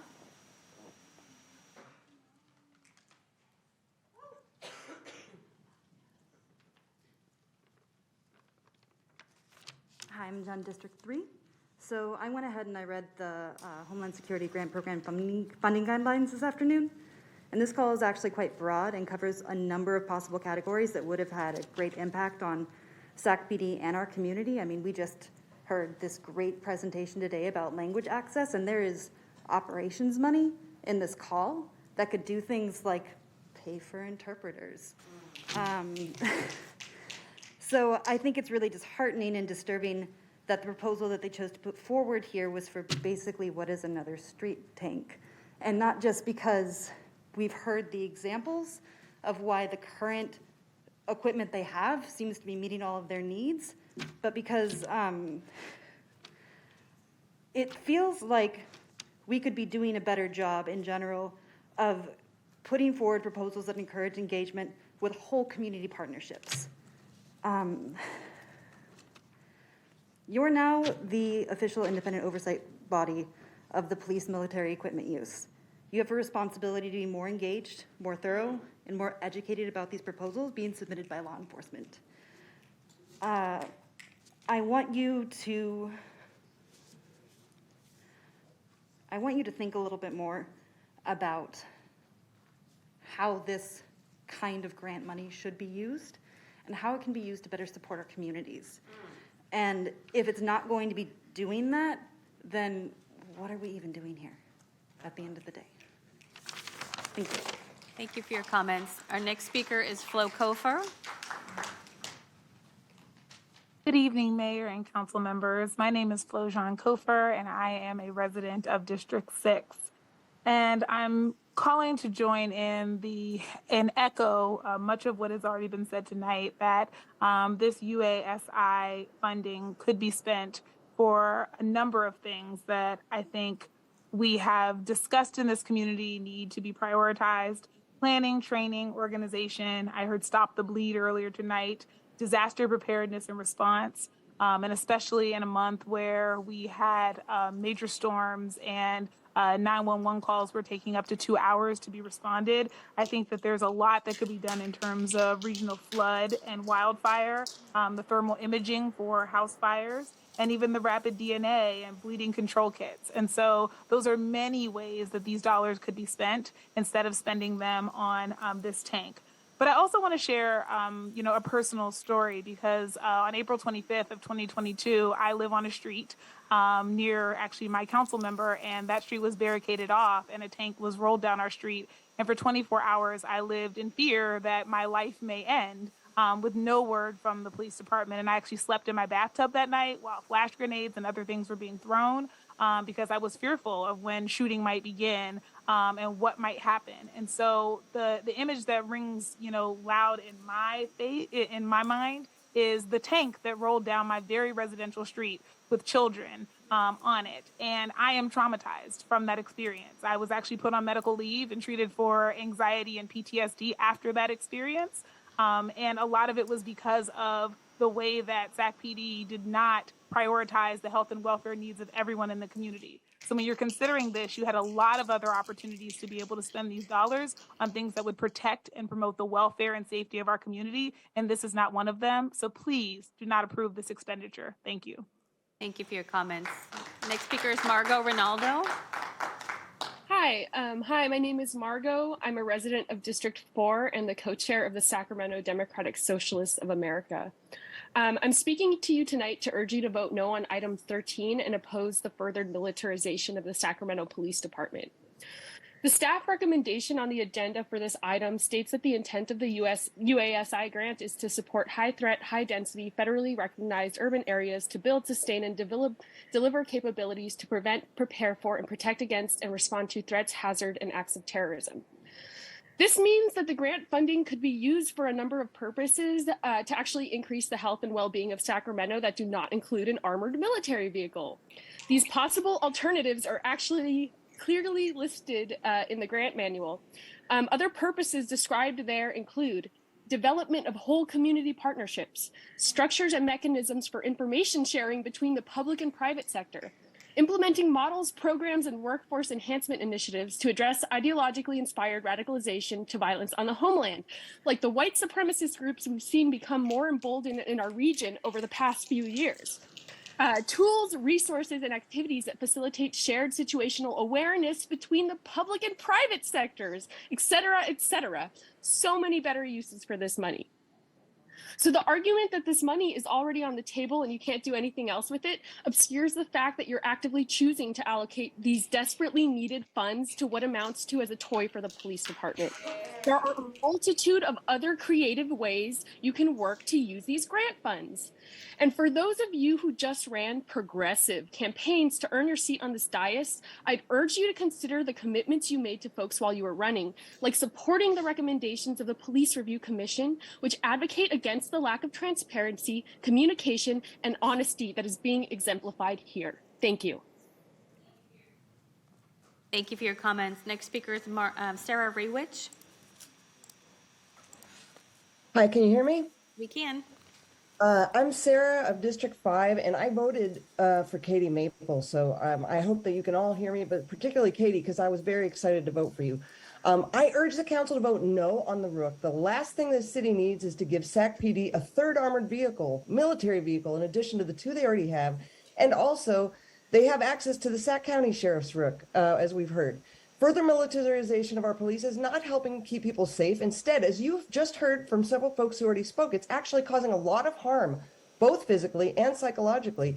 It's really terrifying to watch how Sac PD is becoming more and more like a military that's being used against us. And I think it's very telling that Chief Lester felt she had to specify that the Rook supposedly wouldn't be used for protests or so-called camp cleanups. I know why she did that. I'll tell you why. Because back in 2020, Sac PD inflicted many severe and life-altering injuries on people of Sacramento who were ironically just peacefully protesting police violence. Those include a friend of mine who had to have the back of her head stapled shut to stop the bleeding inflicted by a police projectile. And have you been following the news lately of all the abuses of force and power by police that have resulted in the deaths of our citizens, Tyree Nichols in Memphis and the Force Protector in Atlanta? These are just the most recent examples. The answer to police violence against our people should not be to give police more tools with which they can terrorize, maim, and even kill us. I've researched how the grant can be spent, and it's not just for police equipment like a military tank. I urge you to look at those details too. Others have spoken of them. They list ways that actually match up with the real and urgent needs of Sacramento, including community partnerships like Citizen Corps, groups that could interface with leaders for emergency services. There are many, many. We don't need a war at home against our people by further militarizing our police. What we do desperately need, however, is money for services during emergencies, mental health assistance, substance use disorder support, and housing for our people. Please, please, please do the right thing. Thank you for your comments. Your time is complete. Our next speaker is Trina Allen.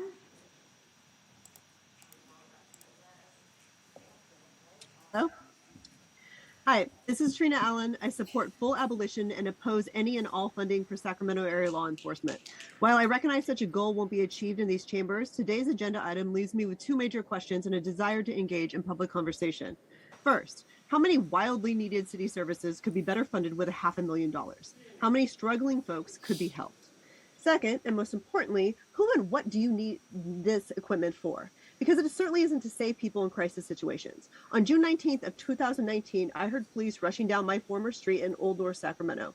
As part of cop watching, I listened in on the scanner to hours of absolute terror. Your officer had been shot and badly wounded a half a block away. It was within minutes the city's Bearcat, an armored tank, rolled in and arrived for retrieval. At that point, she was still moving and breathing. Your officers repeatedly requested with greater and greater urgency to go in after her, and they were denied for over almost an hour.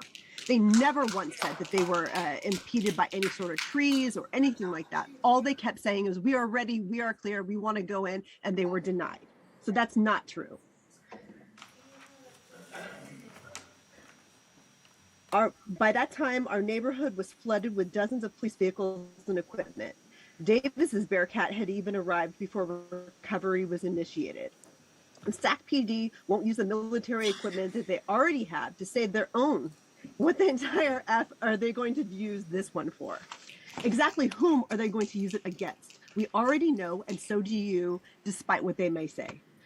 Mr. Mayor and council in general, I have zero interest in seeing you take a knee or tweet a photo op of performative equity when you watch black and brown bodies pile up at your feet and never hold yourself accountable when you ignore their deaths and reward their murderers. Don't say Tyree's name if you can't say Dejan Plinot, Joseph Mann, Stephon Clark, and Daryl Richards. For those of you on this council who know and consistently do better, I hope you loudly condemn this threat to community safety. Thank you for your comments. Our next speaker is Moyes, and then Corey Copeland. Hi, I'm with Sunrise Movement Sacramento. The city manager opened saying we would have less tools if we don't approve this. No, that is fully not the case. The department would have the same amount of tools that it currently has. This is an expansion not fully covered by the grant, with an additional $8,000 a year in maintenance after procurement. What need does the city have to source military equipment from the Department of Homeland Security? Will the police department ever be resourced to perform its job? Or, as this council has decided in recent years, is there an ever-increasing need to expand their budget and equipment? What is the department's job? We said the same in September, but that council then did not listen. I hope this council now does. According to AB 481, this is a direct quote, the relationship police have with the community can be undermined when law enforcement is seen as an occupying force rather than a public safety service. That's the policy of the state of California, AB 481. To prevent such a situation. How does expanding an ever-growing arsenal of military vehicles and weaponry achieve that goal or comply with those guidelines? If ballistic protection is so important as in the cited OSHA example, why is that not what we're discussing tonight? If the Rook will only be deployed in extremely rare circumstances, how will it contribute to the day-to-day safety of officers? What constraints exist on the UASI grant? And what alternative investments could this grant be utilized to fund? We specifically heard tonight from the chief that the Rook would not be used to respond to protests. Is that formal policy? Because in September, the chief said that the use of military equipment, including LRADs, would only be used in quote-unquote rare circumstances, citing the example of protests following George Floyd's murder at the hands of police, which is the case. Almost 150 e-comments were left in opposition to this item. Please look at them. It is of deep concern how and in which departments in the city have been consistently prioritizing investments, and we're deeply evaluating how the city's investments can be more cost-effectively leveraged to increase the outcomes. Thank you for your comments. Your time is complete. Our next speaker is Corey Copeland and Trevor Jones.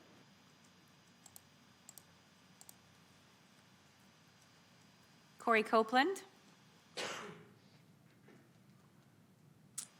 Corey, it appears you're unmuted. It's your time to present to the council. I'm going to go to the next person, Trevor Jones. Hello, can you hear me? We can. Yes.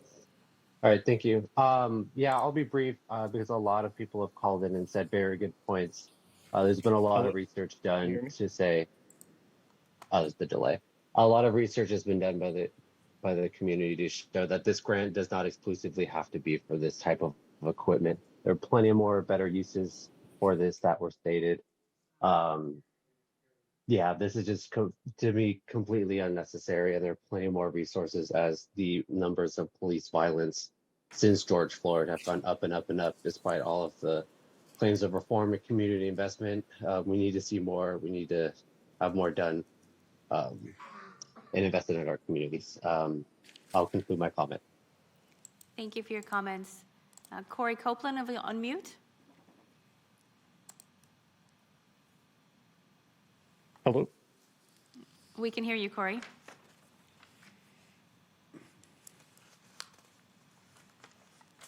Corey Copeland.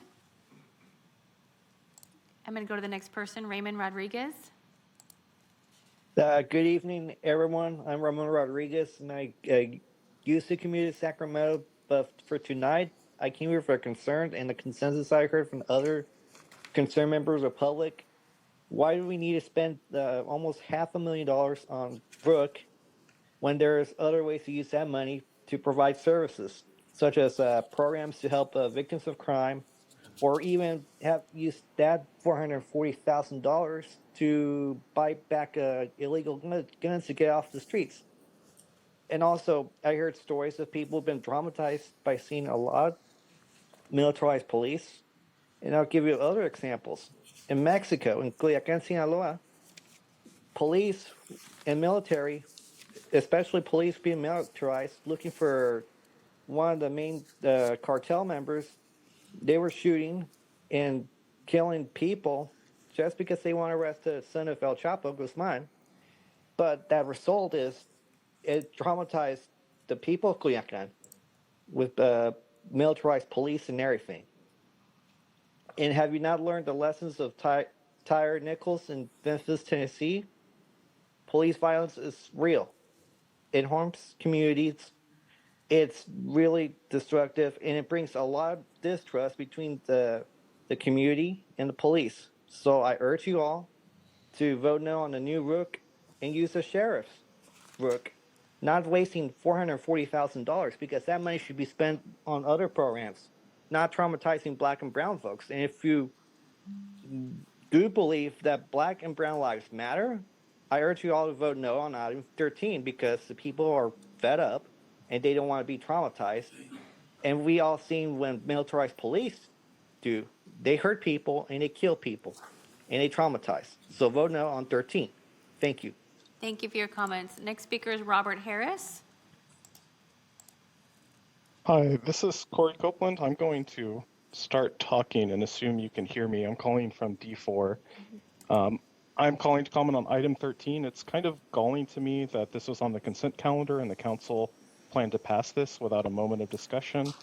You all don't have to operate this way. Many of you just yesterday went to a vigil for Tyre Nichols, a man with Sacramento roots who was murdered by the Memphis Police Department. His murderers were part of the Scorpion Special Unit that was known for being especially militarized. This is emblematic of a dangerous tendency in modern American policing to adopt military ideas, equipment, and culture, to treat the city you live in, or frankly usually commute into, as a war zone, and its residents as your enemy. Police rolling into an armed situation, or into a situation armed to the teeth in an armored military-style vehicle on a wellness check is just obviously not de-escalation. I think this is clear to anyone who has common sense, and this gap in thinking is how we have an ever-increasing tension between police and people. Repeatedly, this culture results in deaths, be it Tyre Nichols, George Floyd, Breonna Taylor, or Stephon Clark. You know, we're marching down the road to hell through 100 little choices like the one you'll make today. I want you to remember that vigil you were just at and the others that you've been to, and ask yourself why you're taking another step down this road. If this continues, we'll be back here again inevitably, and everyone here knows it. We all do. Why not try something else? Or if you vote for this anyway, when it comes time to go to the next vigil, don't pretend you can't understand how this keeps happening.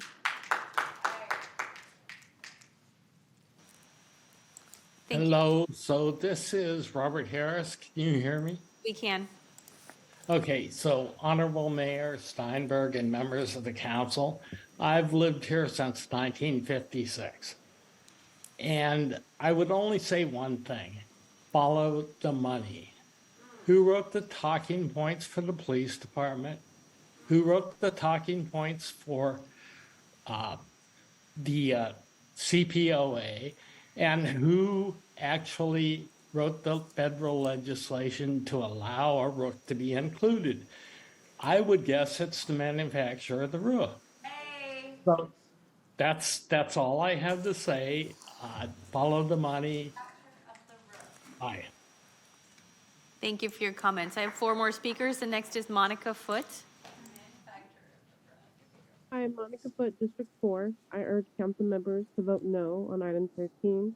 I suggest grant funding should be used to fund a third-party investigations into officers, or rooting out officers and officials that are affiliated with white supremacist terrorist organizations such as the Proud Boys, and even officially categorizing the Proud Boys as a terrorist organization. And using that money for more community discussion instead of trying to pass items in hopes of no community involvement. So again, please vote no on item 13. Thank you. Thank you for your comments. Next speaker is Richard Wake. Yes, Richard Wake, City Council, District 7. Thank you for the opportunity to speak on this issue.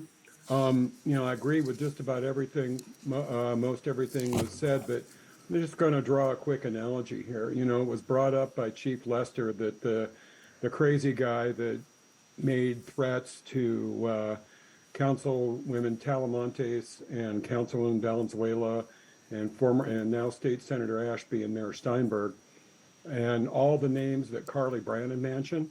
The big difference is that guy was white, and he was taken alive. You guys have a huge perception problem here. As it was mentioned, you guys go to these ceremonies, thoughts and prayers and candles, and we're with the families and all this stuff. But then you're going to vote for something like this. I remember, back, I think it was 2017 when there was a quadruple homicide here in my street in Southland Park. There wasn't, armored vehicles, but there sure was like police vans, a lot of police vehicles for like 10 days on the street. And I have to say, I found that to be very, very traumatizing. And, I can't even imagine what it's like to be African-American or Latino or Latina and face a vehicle like that. I'm not going to even guess. But again, you guys have a huge, huge, huge perception problem here. I don't see how any of you could be, saying that you support these families and are advocating, advocating for these families and thoughts and prayers and all that good stuff when you're going to be potentially voting for this. I was educated tonight. Let's use this money for something else. We don't need this vehicle. It's not needed. Let's spend it on making Sacramento a better place. Thank you for your comments. And next speaker is Corinne McIntosh Seiko. Good evening. I'm a licensed clinical psychologist, a small business owner, and a resident of District 7. I'm also the president of the Sacramento Valley Psychological Association and an appointed member of the Sacramento County Mental Health Board. Tonight, I'm speaking on my own behalf. I haven't heard one community member express their support of this item. The only support has come from Sac PD and its union. And from your e-comments, there's only 4 that express support and over 150 that oppose this item. Now, I have heard countless times over the years of this council's desire to build trust with community. But the fact that you would even consider this item on the tails of our society bearing witness to the horrific brutality demonstrated by officers of the state on a young Black man who just 2.5 years ago was a resident of our city? We're living in a season of collective trauma and grief. And at this time, in this community, you consider this item? Now, the responses about funding leave me concerned about this city council being so eager and willing to arm SAC PD with military-grade weapons. How is it necessary for SAC PD to have this vehicle, and who deems what is necessary? How often are instances occurring where officer protection during hostage situations, negotiation, search and rescue are actually needed? Have you considered the mental health effects such as anxiety and stress that our marginalized and disenfranchised communities experience when these military-grade weapons are deployed in the neighborhoods that are already over-policed? I hope this council has also researched the number of lawsuits alleging excessive force and discrimination by SAC PD on our residents, in addition to the lawsuits alleging racial discrimination by SAC PD against members of the public and its own police officers. Just because we can do something doesn't mean we should do something, and not all money is good money to accept. I'm hopeful that each of you will consult the Police Review Commission in regards to this proposal. Just yesterday, SAC PD came to my Thank you son's for your school that's comments. Your time located- is complete. Our final speaker is Zoe Kipping, is our final speaker on this item. Good evening. Can you hear me? We can. Okay, thanks. It's my first time calling in on Zoom. Zoe Kipping, District 4. I wanted to bring up a different tact. Last month on December 6th, the Sacramento police detective at 6 a.m. fatally struck 2 family members, Juan and Lionel Enriquez Enriquez Rodriguez, who were 33 and 32, respectively. Prior to that, on October 31st, an officer fatally struck a motorcyclist, age 61, Denzel Broadhurst. Sacramento Bee recently investigated that the Sacramento police have the highest vehicle pursuit rate in all of California, and that yields the highest rate of all injuries yielded in these collisions. That puts us ahead of massive cities like San Francisco, Los Angeles. Think about that. Why should we fund an armored vehicle if the safety record of the driving of our officers and detectives is so hazardous? I think we need to be spending federal money investigating and investing in the safe driving habits of our officers. I would encourage our police department and our council to seek outside grant funds for proven programs like peer-led gang and domestic violence interruption programs, gun buyback programs that have been really successful in the last year or two, services that prevent recidivism. One thing that we learned from a different agenda item is that translation services for 911 is severely lacking. And I'd like to see a member of the council make a motion to staff to find out what's the protocol for use of these Rook vehicles and what communications are available for obtaining these from jurisdictions within 15 to 30 minutes drive should they meet that criteria. And lastly, an officer mentioned that a Rook was stuck in one of your Thank you for your comments. Your time is complete. Mayor, I have no more speakers. Thank you very much, Madam Clerk, and thank you to the members of the public for calling in and coming to chambers to participate. Let's turn it over to the City Council for questions and comments and potential action. Start with Councilmember Katie Valenzuela. Thank you. And yes, I want to reiterate my thanks to everybody who's participating in this important discussion. We got a lot of emails and had a lot of conversations with folks this week and today, and I want to thank everybody who reached out. I want to make sure, I was going to ask a bunch of questions, but then there's a long presentation, and so I'm just going to stick to my comments here.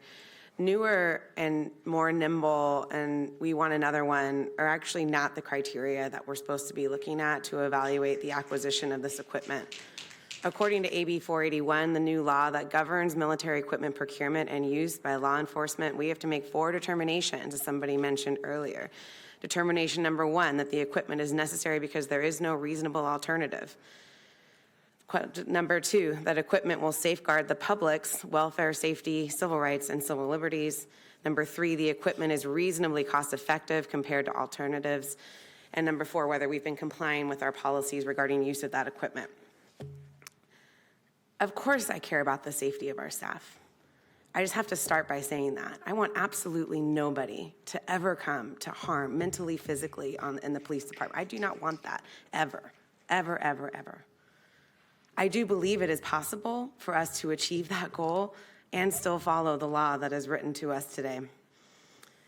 We do have alternatives we can use, both with access to another Rook, as was detailed through multiple examples, and to 2 other Bearcats. I've been told that the sheriff has never not had the Rook when we've called for it, even if it took a little longer to get there than we had hoped. But that's also why we have a very long list of other military equipment. And to my new colleagues, if you haven't read the military equipment use policy, I encourage you to.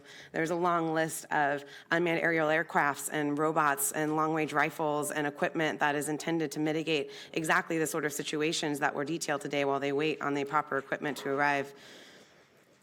Now, beyond the policy on the table here, I have heard a lot of people say, well, it's not being paid for by the city budget, so what's the big deal? It's grant money, it's free equipment. Isn't that great? But this is taxpayer funded, right? This is not a private philanthropic grant. This is money that we are paying, and it may be coming through a different government agency, but it warrants the same question of this is the highest and best use of our public dollars. And as was mentioned during public comment, there are many other things that we can and probably should be looking to use this amount of money for, things that are urgent and that are timely and that are important for us to make sure we can get our citizens to safety and we can save lives when crises and emergencies arise. I want to finish by just saying, this is not a war zone. This is our community. Our council has committed to a truth and reconciliation process, and I'm proud that we've committed to that, and I know the department is taking steps that haven't been discussed publicly. We still have a long way to go, and I think we all admit that there's a lot of work to do. And further militarizing our law enforcement is moving us in the wrong direction. If we're really going to engage in the conversation about safety, then we need to really take seriously the comments that we are receiving. And beyond potential costs, beyond where the money comes from, beyond the law as it now stands, I just don't believe this is the right move for our city. So I will be voting no today. Thank you, Mayor. Thank you, Councilmember. Mayor Pro Tem Vang. Thank you, Mayor. I first just wanted to take this moment to say thank you to all the speakers who's here today in the chambers and the People's Hall, and also those who called in and who spoke during public comment. I know it took a lot of courage to speak here to your council members and to really share your story. And I also want to take this moment to also thank Chief Lester and Captain Leong just for your work and service in our community as well. But I want to take this moment to really speak to community members who are watching this, who have actually asked me to vote in support. Last year, I voted no on this item, and this year I'll also be voting no again, but really just want to speak from my heart why I'll be voting no. And to those community members that have called me to support this item, what I want to share with you is that I know that we live in a world where law enforcement is our default to public safety. It's all that we've known. And right now, what I want to share with all of you is that this council also do work very closely with our captains that are assigned to our district to really interrupt violence in our community. But if we look at studies over and over again and we really listen to the community, we know that the answer to addressing the root of violence is in community care, and it's making sure that we invest in our community. I think as elected officials, it makes sense to vote yes and support because you want to protect our officers. But what I want to share for me, especially thinking about the visual that I attended last night, as I was reflecting and listening to the stories of Tyree's friends and family, I kept telling myself that another world is absolutely possible, and it's possible in our lifetime if we have the courage to do so. And so I want to reimagine what that alternative world would be for the people that I love and for my community. And I think that we start by doing that with our votes and being courageous to create that type of world that we want to live in. And so that's the reason why I will be voting no again on this item as I did last year. Thank you. Councilmember Maple. I actually just have a few questions. Thank you, and thank you, Mayor. I actually just have a few questions, if that's okay. We have received a lot of emails, calls, comments from the community and others, and so one of the things that was brought up during the presentation, or during the callers in and some of the e-comments, is around the grant itself and the money. So can you speak a little bit too about whether the funds that have been allocated can be used for some of the other sources that are identified in that grant, or if that's the only source that it can be used for? The grant allocation is for this item. If we choose not to accept the grant and purchase it, that money doesn't belong to SAC PD for other uses or the city of Sacramento. It goes back to the region, and the regional board will make a decision as to what that money is used for. Great. And then, so one of the things that was mentioned during the presentation also is how often it's used. So my understanding is only a few times a year. Can you go into a little more detail? How often is this equipment being used? And is it only being used for extreme incidents, like someone's barricaded on a second floor and holding someone hostage, or are there other incidents in where it's used? If you don't mind, I'll bring up Deputy Chief Leong because he has the documentation of all the incidents of the call-outs. Appreciate it. It was used for a bench warrant in Meadowview. Excuse me, we don't shut up from the audience here. You've had your chance to speak. So, Have the question and answers. Go council members, Mayor, so it's been requested since 2019, 13 times. 3 times it did not arrive on time for the incident to resolve. We anticipate, looking back at our average search warrants and other things where the criteria meets where the person could be armed, or we're responding to actually an armed subject shooting, that will probably utilize it about 20 times. We limit our use right now because we recognize the Sheriff's Department has to carry the burden of getting staff to come out overnight on our callouts, normally or late in the evening hours, early morning hours. And so they also have their response needs in the county because they cover all the county as well. And because they're only one of the only rook that's been in use up to this point that that other regions might need it as well. So we only use it when we really, really need it. And as the examples I provided, they're usually involving people that are armed or shooting already. Okay. Thank you. Okay, thank you. I'm probably going to need you to stay up there only because some of my questions are directed on the fact that we don't have a rook.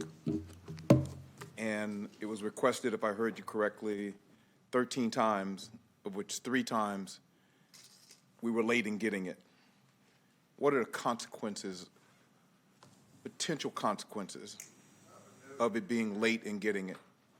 You know, it's hard to speculate. You know, I hate to do that because you don't really know how it would resolve. However, for the circumstances and the calls in which it was requested, there was certainly a need for it. So without it being there, we just have to find a workaround. Not to say that we don't have, you know, good equipment, but this is just a very specialized piece of equipment that we can utilize in very unique circumstances. So unfortunately, I can't say what would have happened if we didn't get it, or, you know, because the calls didn't end up resolving. But I guess to my earlier point, being able to have just like the right tool for what we need is just makes us more effective, I think, and more safe, especially because we're really working hard to make a lot of attempts to use as much equipment that is available to us to resolve these in a peaceful manner. Do you feel if we had one in our jurisdiction that we would use it more times based on the fact that we don't have to borrow it from another enforcement agency? Yeah, absolutely. And if we were to accept the grant and then purchase the Rook, it's actually a regional asset, and so it also supports some of the outside agencies as well. Other regions or other agencies can ask to borrow it from us as well.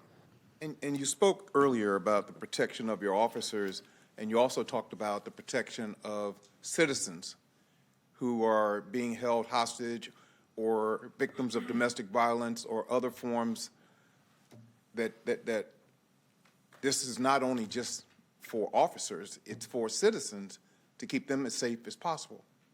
Absolutely. It gives us the ability at times, especially in tight quarters. I mean, we work in, you know, a city environment, to get closer to buildings, to be able to see inside, to also be able to, you know, manipulate things like windows or blinds or doors so that we can view and see what's going on. Also, if something is happening, we're that much closer for a response.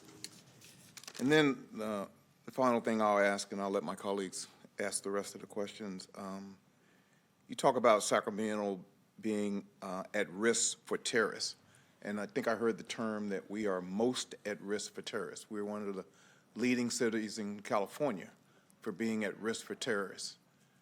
Can you speak to the impact, the importance of that, or the impact of that? Yeah, actually, if you don't mind, I'd like to bring Lieutenant Bowie up because she can speak to that. But that's really the reason that we get the UASI grant funding. It's because we have been identified as being at risk in our region for a variety of factors. So maybe Craig is our program manager. He's been working on the UASI program for a number of years and is very well versed in it.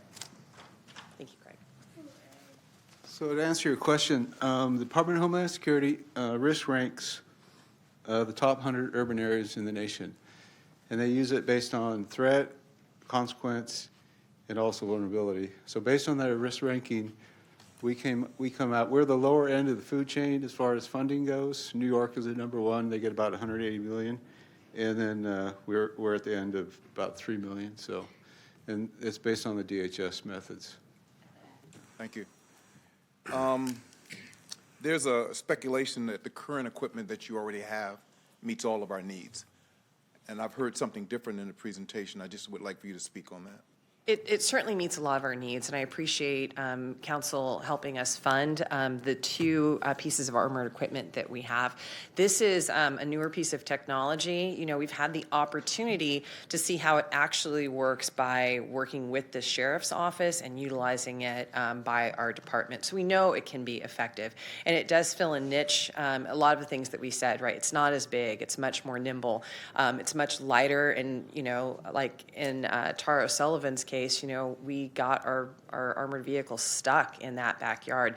This, performs better under those circumstances and certainly would be an additional option for us. I also know we were talking about the incident where rifle rounds were fired at the officers. It created another layer of protection around the house and as a barrier between like the larger community behind us as well. So both vehicles, both armored vehicles were used on that call and the Rook, and so that created like a ballistic protection, not just for officers, but for everyone behind us. As our police chief, are you telling this governing body that the best use of our funding, the grant funding that we voted on in September, are you telling this body that the best use of that is for the purchase of this Rook? I think for the city of Sacramento and our request to UASI, yes, I think it is a valuable use of the grant funding for us. So, with that, I will be supporting this item. I understand all the people who have spoke on this, but I also understand the value of life and the opportunity to have the equipment when you need it, to not have to borrow a piece of equipment and have to wait for it to get you to work on time or to be able to do the job that you have to do. I will be supporting this. I believe it's something that is needed in order to protect our citizens and our officers and for them to continue to be able to serve and be able to return home to their families. Thank you, Mayor. Thank you very much, Councilmember Jennings. Vice Mayor Guerra. Thank you, Mr. Mayor. Chief and Norm, I think you get, if you guys don't mind coming back up again. Now, just some clarifying questions here to make sure that I understand. When we're asking that, to accept this grant funding and purchase this, because today we're actually going into the agreement to purchase it, but my understanding is that there's essentially two buckets in the WASI grant. There's a training bucket and then the equipment bucket, and we're applying specifically to access the equipment side of it. Is that correct? Correct. I think there's also a planning portion of it. Planning portion. Exercises. And so and we have exercised the opportunity to use the training one as well, and we'll continue to apply for training as well. Yes, absolutely. And that's, I think that's an important factor because I've gotten a lot of questions about, well, is this general fund dollars? And if it's not, then if it's grant dollars, why not apply for a different one? So we're applying for what is available for the right type of application. Is that correct? Yes, Councilmember. And also, the UASI board decides on a bunch of different applications from both fire and police requests. They look at the needs of the region, the 4 county regions, on what we're missing. And so they authorize equipment based on those needs for the region. Correct. Okay. Thank you. I appreciate that. So that was, that's a number of the questions that I received from my constituents. The other questions I've received was, just by having it, would it be used indiscriminately? So I guess the question here is, it's my understanding that you already have now or are working on even further defining a policy on how to use defensive equipment that has, for example, this one here that has bulletproof protection. Is that correct?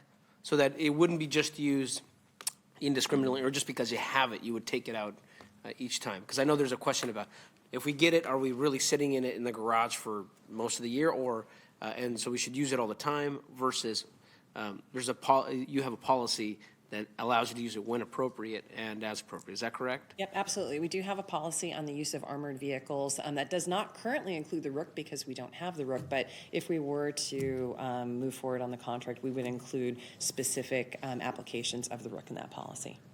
And now this is a question about the Citizens Police Review Commission. Have you discussed and brought that concept of with the Citizens Police Review Commission, how that would move into that policy?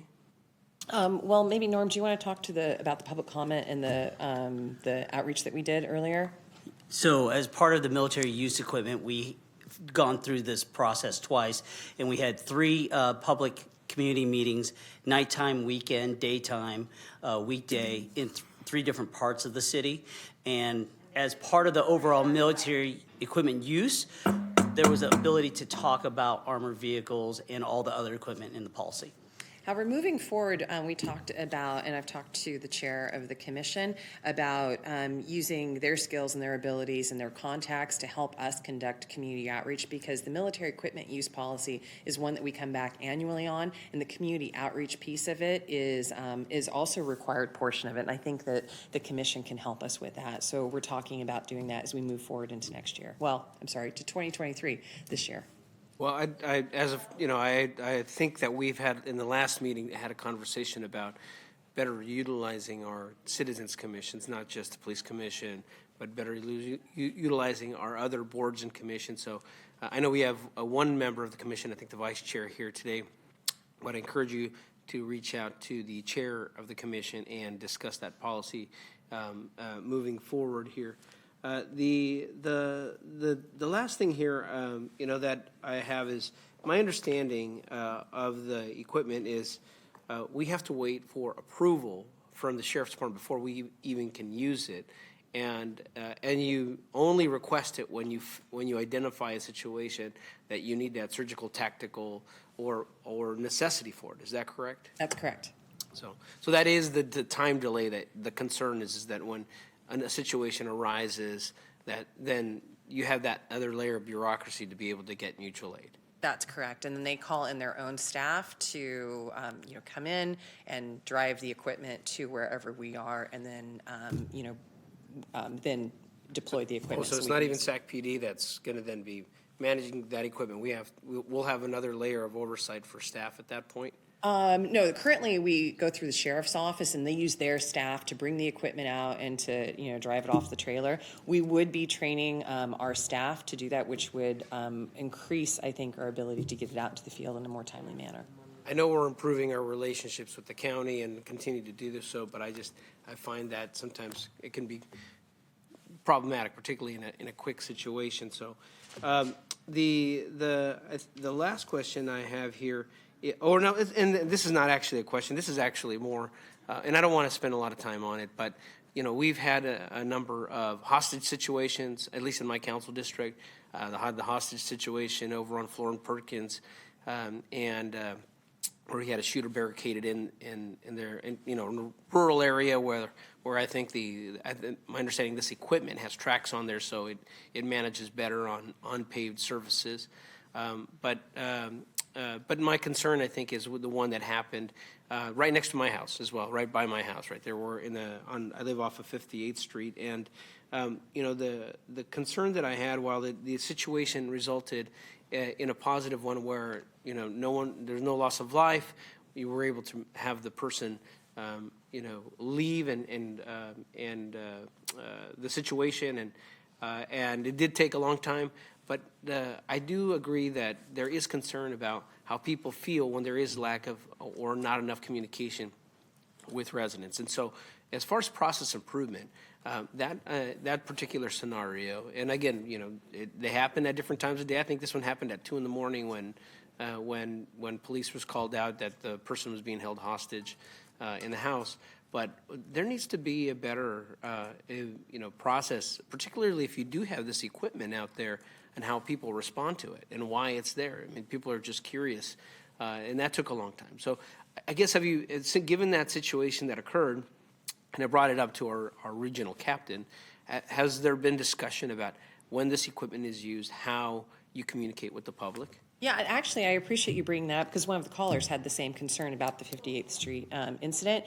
And, the call started early in the morning one day, and you're right, it didn't resolve until early in the morning hours. And so initial outreach was done to the neighborhood to let them know that, that there was some activity there, but we didn't send the Everbridge notification out until the morning.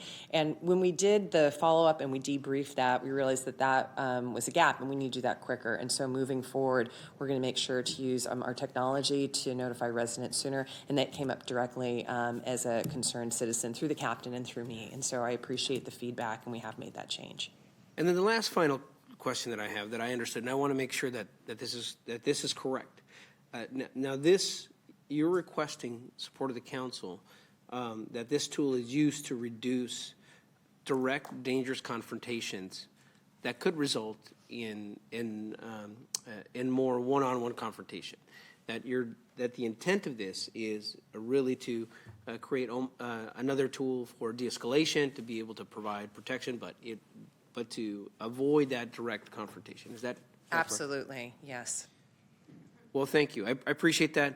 Mr. Mayor, I'll be supporting this item after those questions, but I do have a question for the city attorney because we discussed this, I think, the last time this item came up related to equipment, but I want to make sure. There have been a lot of questions, and maybe this also needs to be an item for the city attorney's office to be with the Citizens Police Review Commission, that we are in compliance with AB 481.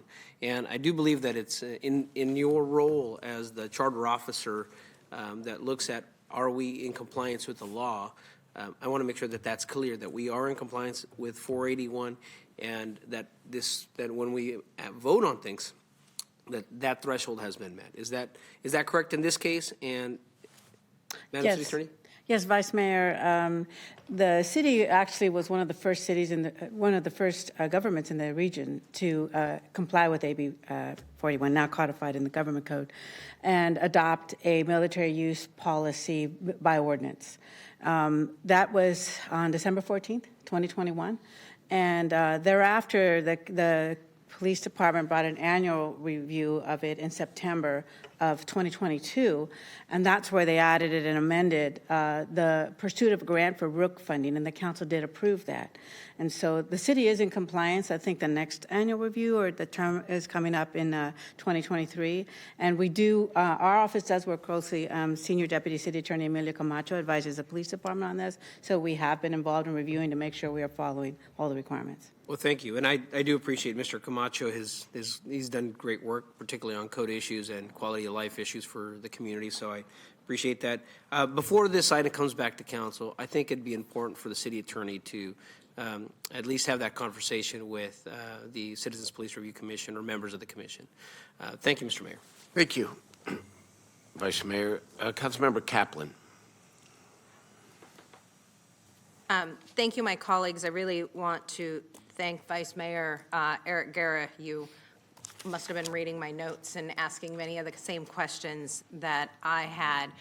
Just a couple of clarifications. I'm new. We hear a lot about acronyms, but can you tell me a little bit who's on the UASI board?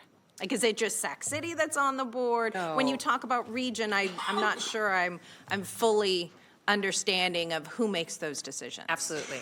Lieutenant Bowie? Hi. Okay, so the Urban Area Working Group we have 19 representatives from 19 agencies in our 4-county region. And they help to prioritize the training, exercise, and equipment needs in our entire 4-county region. And there's a steering committee, which is a subset of the UAG. They review all the equipment requests and determine the needs for the region, and they're mindful of the balancing the training, equipment, and exercise needs for all of the 80 agencies that are represented in the 4-county region, as well as the communities that they serve. So if each of the 80 agencies can put forth something and say, these are the items we want funded. Right. And so this, correct me if I'm wrong, if I'm understanding this, then the steering committee looks at it. Does it get data and facts and background when it's assessing what they're going to say, yes, you can use the grant for? Correct. So the Urban Area Working Group will talk about what the priorities are for their different areas, and that's where the steering committee will decide where the equipment, the training, and exercises need to be focused on. So let's say if the city of Sacramento said, I need a new armored vehicle, they have to ask for facts and data and like the why, not just we want this because, just give it to us. Correct. Okay.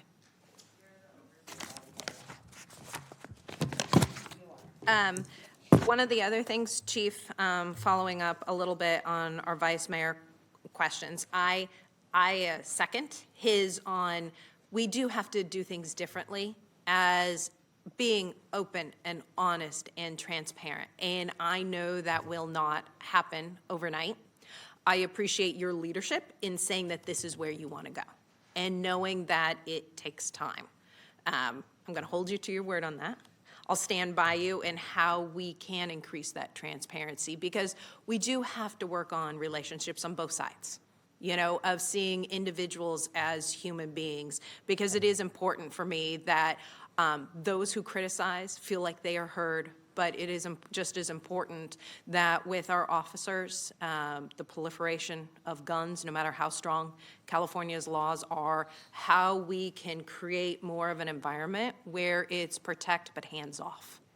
And I appreciate Councilmember Jennings' questions for you, because for me, this is about how do we have more of a hands-off, protect public safety on both sides, but be as transparent as possible, knowing we do need to improve the relationship. It has been broken, the system has kind of broken, and what those next steps look like. But I do support this coming for discussion in front of the Police Review Commission and hoping that we do more transparency. One of the things that I would love to get more clarity on is the policy, and how is the policy the same as the armored vehicle versus the Rook, and what is defined as critical? You know, to make it very clear, like, this is not something that is used for protests or used for, you know, cleanups. At what point is the trigger, and that the community and those that care and really want to know, so that they can also hold us accountable. If we and you as a police force approve a policy, that you stick to that policy.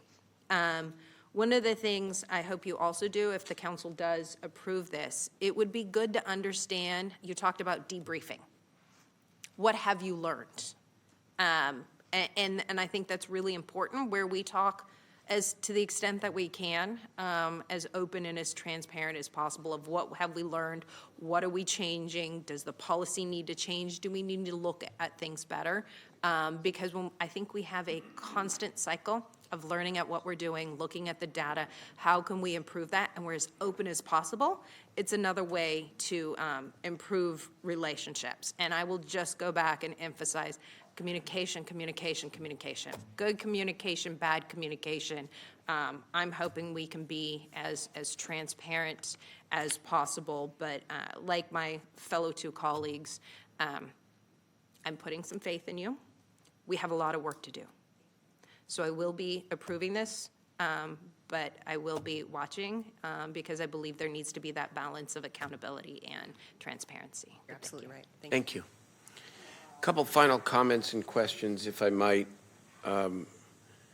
First of all, I know that I've been, over the course of the last several months, in conversation with the leadership of the Police Review Commission, and I know this issue of the implementation and the use of military equipment, all military equipment, is a key priority of the commission. And I do think, regardless of how this vote goes tonight, there is an opportunity for the commission to really weigh in, for example, on this question of the equipment's limitations. And that sort of gets to my set of questions that I want to ask you. First of all, I think we've got to acknowledge that these issues are always difficult. They're controversial and they're emotional, and especially, you know, in light of what occurred in our nation in Memphis, Tennessee over the past week. And so it's always hard for me to take sort of the emotion out of it and try to be analytical, because to me, there's always a balance to be had here. And so the balance for me is this. Is the purchase of this equipment with non-city funds going to protect and save lives, balanced against whether or not there is a risk that the equipment can be misused in a way that would harm the community? That's the balance. So I want to ask a couple questions along those lines here. Is it a defensive vehicle? In other words, does it have any ammunition capability, for example, or is it just a caterpillar, as you described, that can maneuver into spaces to retrieve people who are either the suspects or the victims? It is essentially a caterpillar with a shield on the front of it. We can. But it doesn't have a gun turret. It does not have a gun turret or anything on the side. Sniper gun. Just holes for them. It's not. No, it's not armed. I'll just hold them up. It's not armed. And it's not armed. One with the shield on the front? Well, Okay. officers have guns. That's correct. But the vehicle itself, excuse me.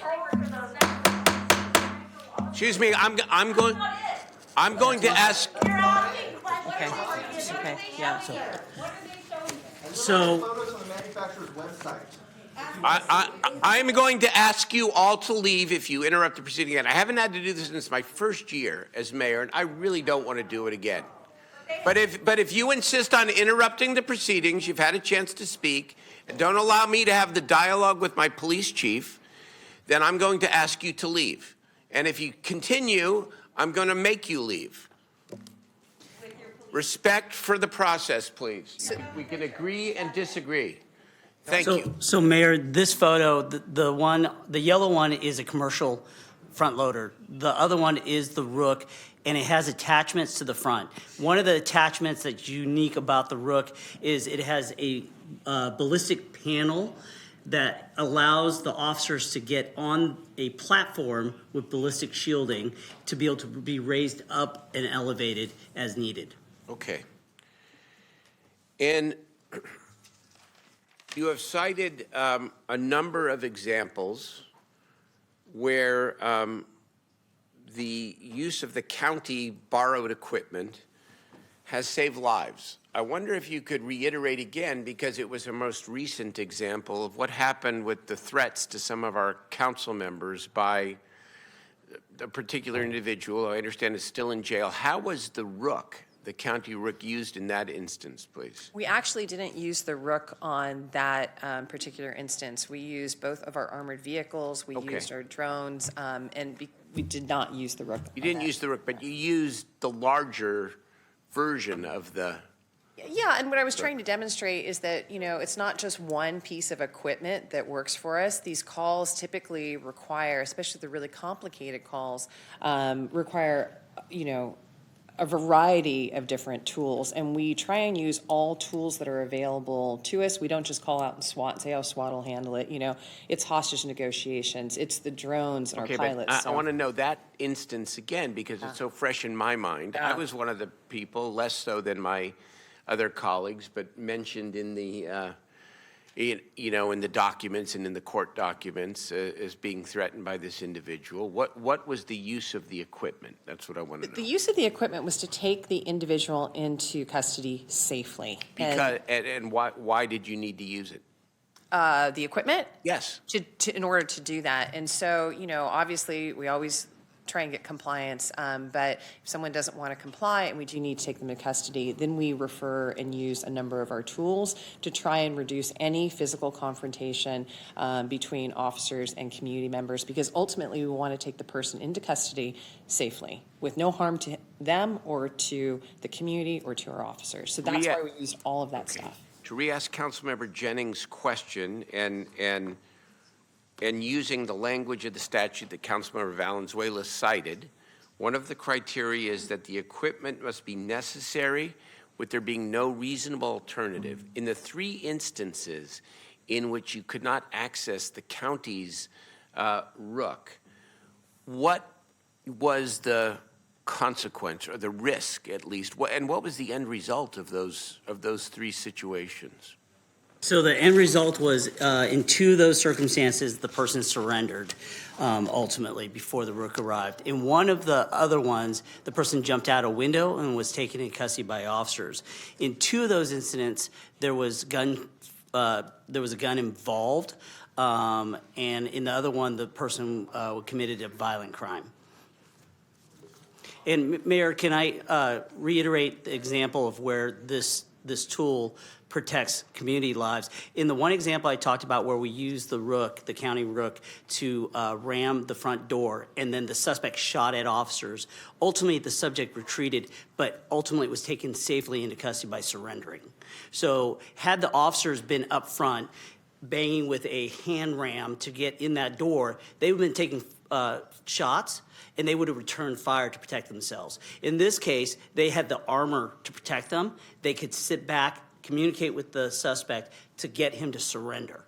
And of the 19 times it was used last year, as you have reviewed its usage, were there any times where it was used in a way that you considered to be violation of policy?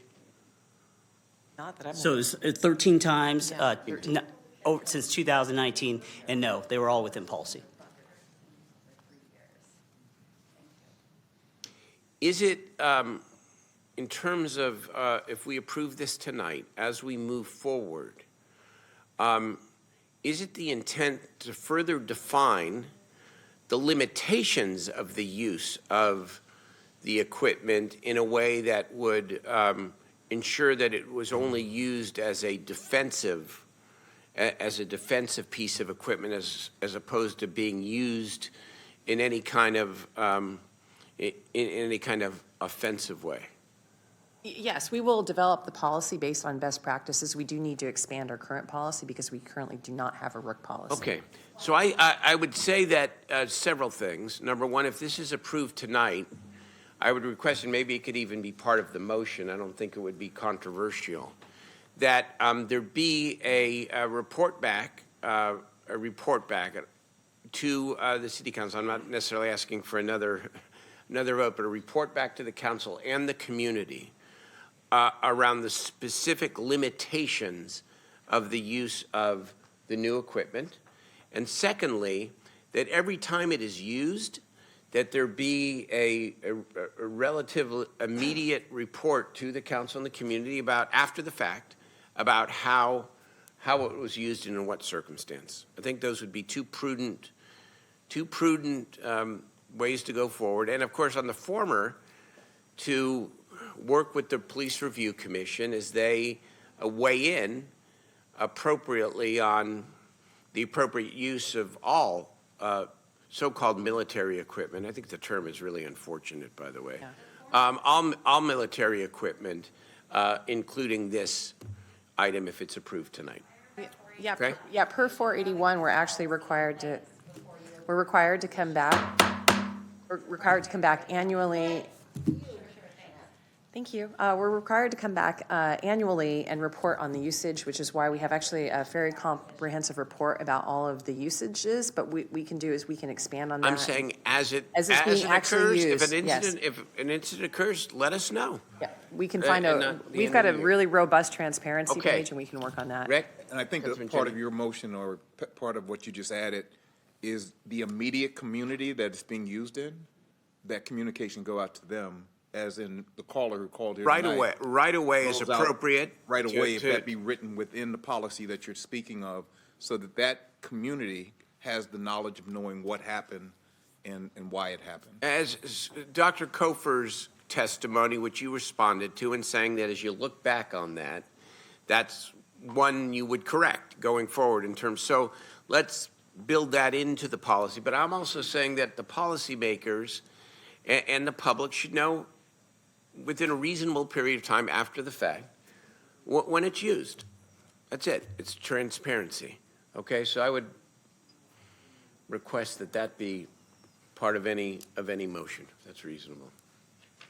Okay? Thank you. All right, members, is there a motion? Second. Okay, with the two changes. With the two additions that I just made. Okay, let us call the roll, please. Thank you. That was a motion by Councilmember Talamantes and a second by Vice Mayor Guerra. Councilmember Kaplan. Aye. Councilmember Laloy. Aye. Councilmember Talamantes. Aye. Councilmember Valenzuela. No. Councilmember Maple. Aye. Vice Mayor Guerra. Aye. Councilmember Jennings. Yes. Mayor Pro Tem Vang. No. And Mayor Steinberg. Aye. All right, that passes 7-2. Thank you all very, very much. More work to do. Thank you. All right.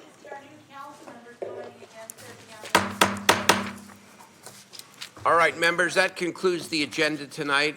Is there public testimony on items not on the agenda, Madam Clerk?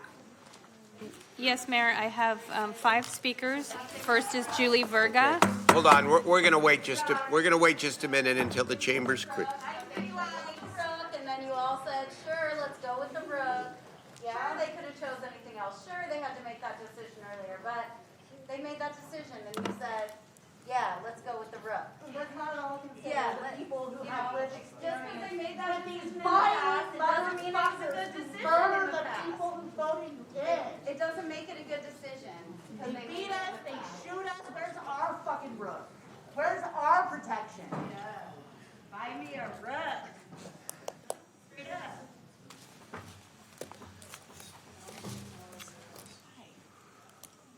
I know a couple people have left. Our speakers are Julie Verga, Athena Pagano, Daniel Savala. Please come forward if I read your name. Julie, Athena, Daniel Savala, Yelena or Judy Esquera Sheldon.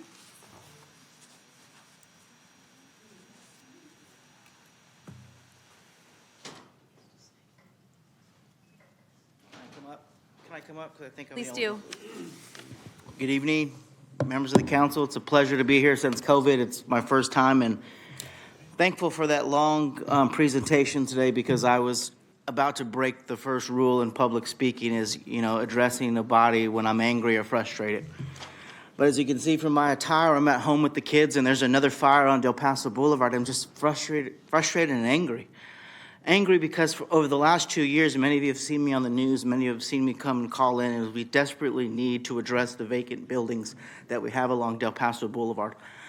I've asked this body via email, via social media, and the news of how many vacant spaces we have along Del Paso Boulevard and what the impact is to the businesses around it who are struggling to survive coming out of COVID. Since May, I've been reporting to the City Code Enforcement Department on the SoCal Speed Shop next to a crown jewel on Del Paso Boulevard that is King Kong Brewery, that I know many of you love and enjoy and have been there multiple times. My call was simple. The building owner, I'm the director of the PBID. I've got the property owner's phone number. He's not here. He's not responsive. His building is being ransacked. Fires are being lit. I need the building secure. Nothing has happened. Nothing. Tonight, the building catches on fire, and here I am. What's it going to take to finally address the vacant buildings along Del Paso Boulevard? How do we support our code enforcement officers and give them the tools that they need to go after property owners that we know don't care about Del Paso Boulevard? I'm speaking tonight for the Kong Nguyen and his family who have got their life savings invested in their business, for John across the street at Little Joe's, who got his retirement invested in Little Joe's, who's doing everything they can to make it on Del Paso Boulevard. I'd love to see something come. I'd love Mayor and the City Council, Councilman Lowly, to work with the Del Paso Boulevard District. Let's craft an ordinance that finally addresses vacant buildings. Thank you all tonight, and welcome to the council. Let me do one more check for chambers. Julie Verga, Athena Pagano, Yelena, Judy Esquire Sheldon. I don't see those, so we'll go online. I have 2 people with their hands raised. And it's Esguera. Thank you. Okay, come on up. Right, I've never used this before. What is this? I hope you guys can read this. Please post it to the whatever. My name is Judy Esguera Sheldon. Judy, if you'll talk to the microphones, we can't hear you unless you're at a My microphone. time already started. Okay. Can you guys see this? Yes, we can. You can see that these notices and orders for my property were served to the Sacramento Suburban Water District as the owner of my property, owner of record, where Water District does not own my property. It's not a clerical error. My name is Judy Esguera Sheldon. It is my right, as well as all property owners' rights, to appeal code violation orders. On August 11, 2020, I received a notice and order which instructed me to contact the building inspector supervisor to schedule an inspection advised me on how to apply for building permits generally, and cited me specifically and only for a non-permitted building structure, an unfinished front porch. So that's one building violation. There were 21 inspections between August 10, 2020, I'm so mad, and April 16, 2021. And in that time, I received just one notice and order. And then the city attorney requested receivership. And I had already given access to the building inspector and asked him in February for a specific list of violations, which I never got. I mean, per due process. I did get it on the, oh, by the way, here's a list of the violations, and you're prohibited from doing repairs. So basically, it's a felony to fabricate documents in a legal proceeding. So I wanted you guys to know officially, everyone, even though I've been emailing parts of the body.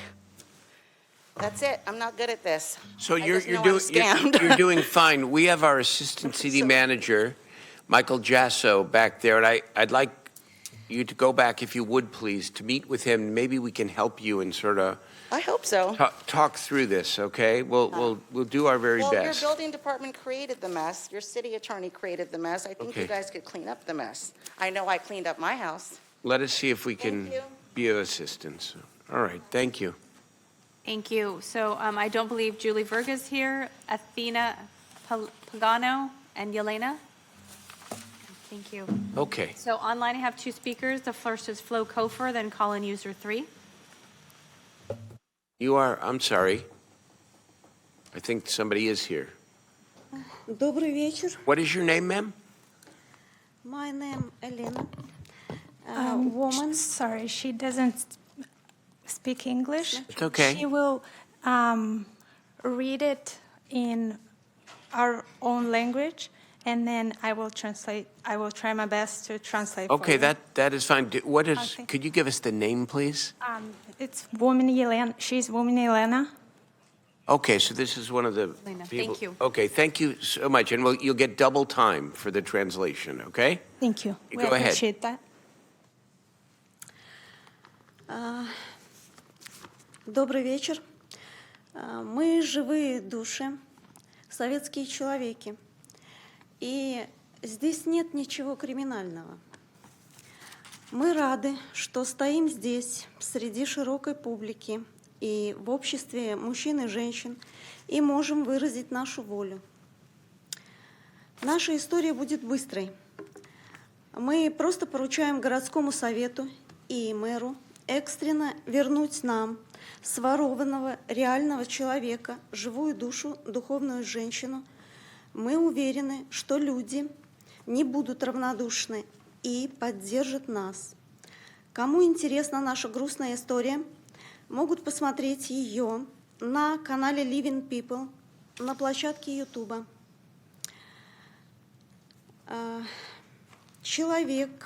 Человека украли против ее воли, и нашей тоже.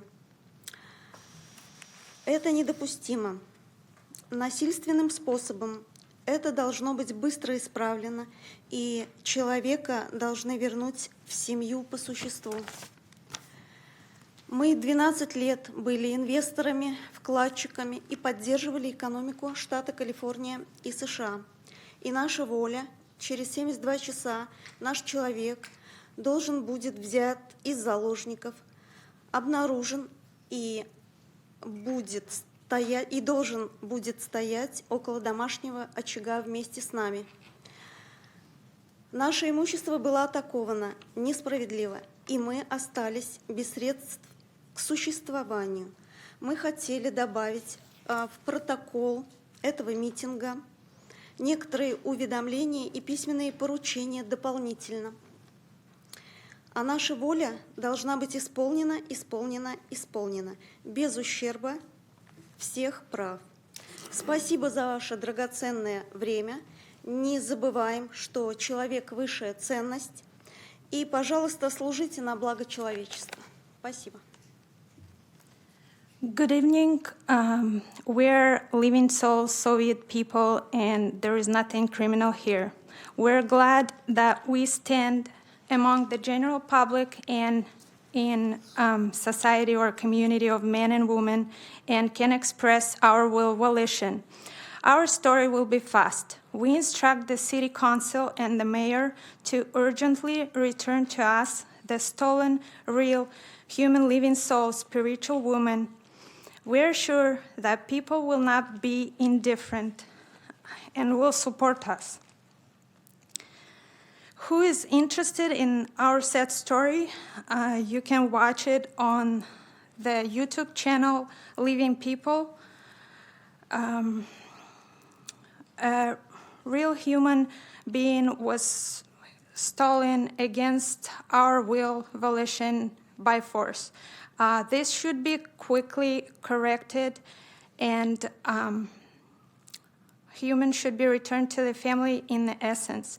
We have been investors and savers, and for 12 years we have supported the economy of the California and USA. Our will in 72 hours that our human will be taken from the hostage and will be put back with us near the heart. Our property was attacked and we were left without a livelihood. We wanted to add some notification and written instruction to the records of this. Our will should be or must be done, or executed without prejudice to all the rights. Thanks for your precious time. Okay. And please don't forget that human is the highest value, and please serve for the benefit of humanity. Okay, thank you so much for coming tonight. We appreciate it. We appreciate your Thank time. you. Okay. Our next speaker is Flo Kofer. Following Ms. Kofer is call-in user 3, and that will be the callers for this evening. Good evening again, Mayor and council members. I am calling to offer comments on the Measure U meeting cancellation. I was unable to join my colleagues last week and wanted to lift this up for all of your attention. As the past chair of the Measure U Community Advisory Committee, I was disappointed to learn that the January meeting of the committee was canceled by the clerk, reportedly due to lack of quorum. The decision was a departure from how the clerk previously interpreted City Code 2.40.060 regarding continued service of members with expiring terms until the seats were filled. Furthermore, members of the committee were not given prior notice of this change. The committee's last meeting was in November, and because there isn't another one scheduled until March, this leaves the committee with an unplanned 4-month disruption of its work. Further compounding this issue is that the council passed a policy requiring that all existing ad hocs, including the one overseeing the participatory budgeting pilot project, expire on December 31st, 2022. And in compliance with the new city policy, our committee sent a request to PNPE on September 20th of 2022 for the council to establish subcommittees required under the new structure that were needed to continue the committee's essential functions. In response to the request, city staff cited that they're unable to establish the subcommittees before the ad hocs expired. No time frame was given as to when that would be addressed. The impact of passing a new policy without planning for implementation, combined with the decision to cancel the January meeting, has caused unnecessary and preventable disruption of key work of the committee, including next steps for the pilot project that was approved and funded by the council. For these reasons, I'm joining my former colleagues and new members of the Measure U Community Advisory Committee to ask that the council move to immediately approve the Measure U Committee's request for subcommittees that was sent 3 months before the planned expiration of ad hocs, approve a special meeting of the Measure U Committee in February 2023, and that the council additionally takes action to revise city code to ensure that members with expiring terms are assumed to hold over until replaced by official action of the committee, and revise city code to establish a process for canceling meetings due to quorum. Thank you for your comments. Our next speaker is call-in user 3. If you'll unmute. Yes, this is Lambert of To the Bay and Back Cheesecakes. And after attending a workshop last week during the city council, I learned about the log and how many days certain items are on there. Some of them were 700 and something days. And then, as you know, our cheesecakes have gone viral, not only here, but in the Bay Area. and we still haven't received any outreach from the city manager's office during an incredible run, actually. And so as I looked at the what I just talked about, the log, I and also the millennials that are behind me, they have said, and I agree, that the city manager's report is on the agenda longer than any item I've ever studied that's not being enforced. So this year, we're going to focus in on who's responsible for something that's on the agenda and not enforcing it. And I believe it's the city attorney, unless she can explain how an item can be agendized and never enforced, rarely enforced. I want to hear the city manager's report. I believe that if you're the highest paid and you have 5 assistant city managers and 5 assistant divisions, I would like to hear that report. As a taxpayer and as a person that waited till the end, I also want to thank whoever, I'll start with the mayor, whoever gave Grant High School football team a parade. That was a wonderful gesture. Now they need to get summer jobs, Yipsy, and they need to get tickets to go see the Sacramento Kings. They're winners. They're an example of champions. There's no champions in Sacramento winning at all. There's no record of that other than Grant Payson. Thank you for your comments. Your time is complete. Mayor, I have no more speakers. Okay. Before I get to council ideas and questions, Mr. City Manager, do you have a report, city manager's report? I do not. Thank you. All right. Council ideas and questions. Councilmember Valenzuela. Thank you. I have a question for the city manager that he may or may not be able to answer tonight, so we'll defer to the city attorney. There's several items pending on the log related to homelessness, the weather response, winter sanctuary, the status of our partnership agreement, implementation of Measure O, and I was just wondering if you had a timeline on when we could expect those items to come back to council. I could provide a report back to the council on that, so I'll take a look at that. Okay, thank you.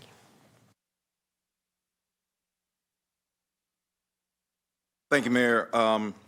Sierra 2 Park and Curtis Park is going to have a meeting on potential renovations. And that's going to take place on Thursday, February the 9th. Once again, February the 9th from 5 to 6 p.m. And the city will be hosting an online Zoom meeting to review the survey results with the community. Staff will be there to discuss the survey results, the next steps, and we'll be soliciting feedback from all the constituents in the Curtis Park and Sierra 2 Park area. If you'd like to get some advanced information, you can go to sacramentocityexpress.com, search for Curtis Park renovations, and it will take you to the Sacramento City Express website with the Zoom link. Once again, that's sacramentocityexpress.com. Search for Curtis Park renovations, and it'll take you to the City Express webpage. So we look forward to the community participating.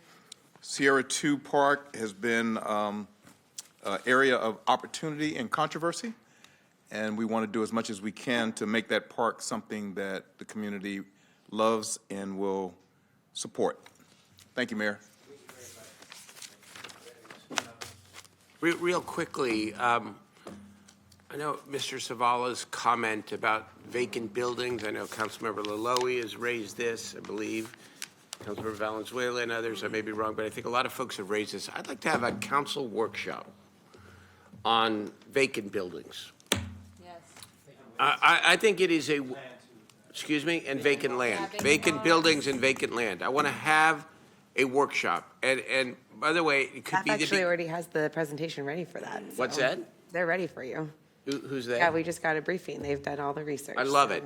And this could be, I know we still We're ready are. to bring it to Law and Ledge, but we'll take full Okay. council, makes sense. Okay, I'm sorry. Okay. But, you know, my thinking here is that the council plans to have a lot of strategic discussions about priorities for the year, and that's really important. But I can tell you without even having to do that housing is going to be a major council priority because it already is. And so I'd like us to have a series of workshops where we tackle the affordable housing issues in our community. By the way, where we've made a lot of progress but have a lot more work to do, and I think a great place to start is the blight associated with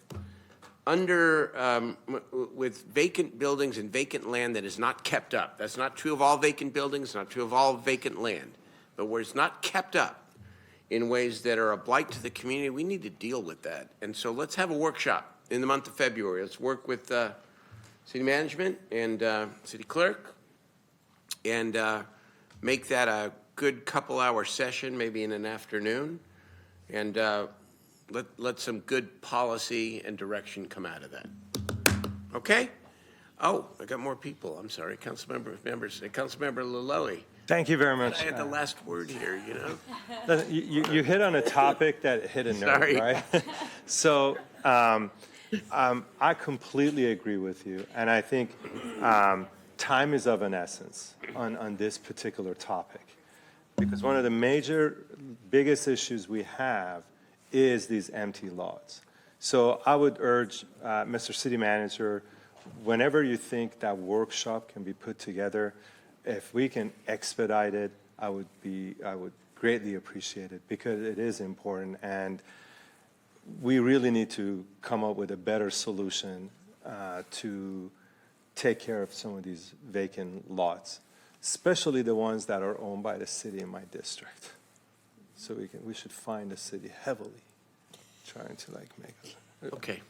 Thank you very much, Mr. Thank you. Councilmember Talamantes. I just want to end the meeting congratulating the Vice Mayor on being appointed to the California Air Resources Board. So congratulations, Eric.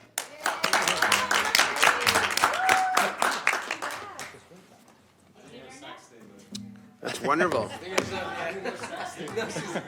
Congratulations, Vice Mayor.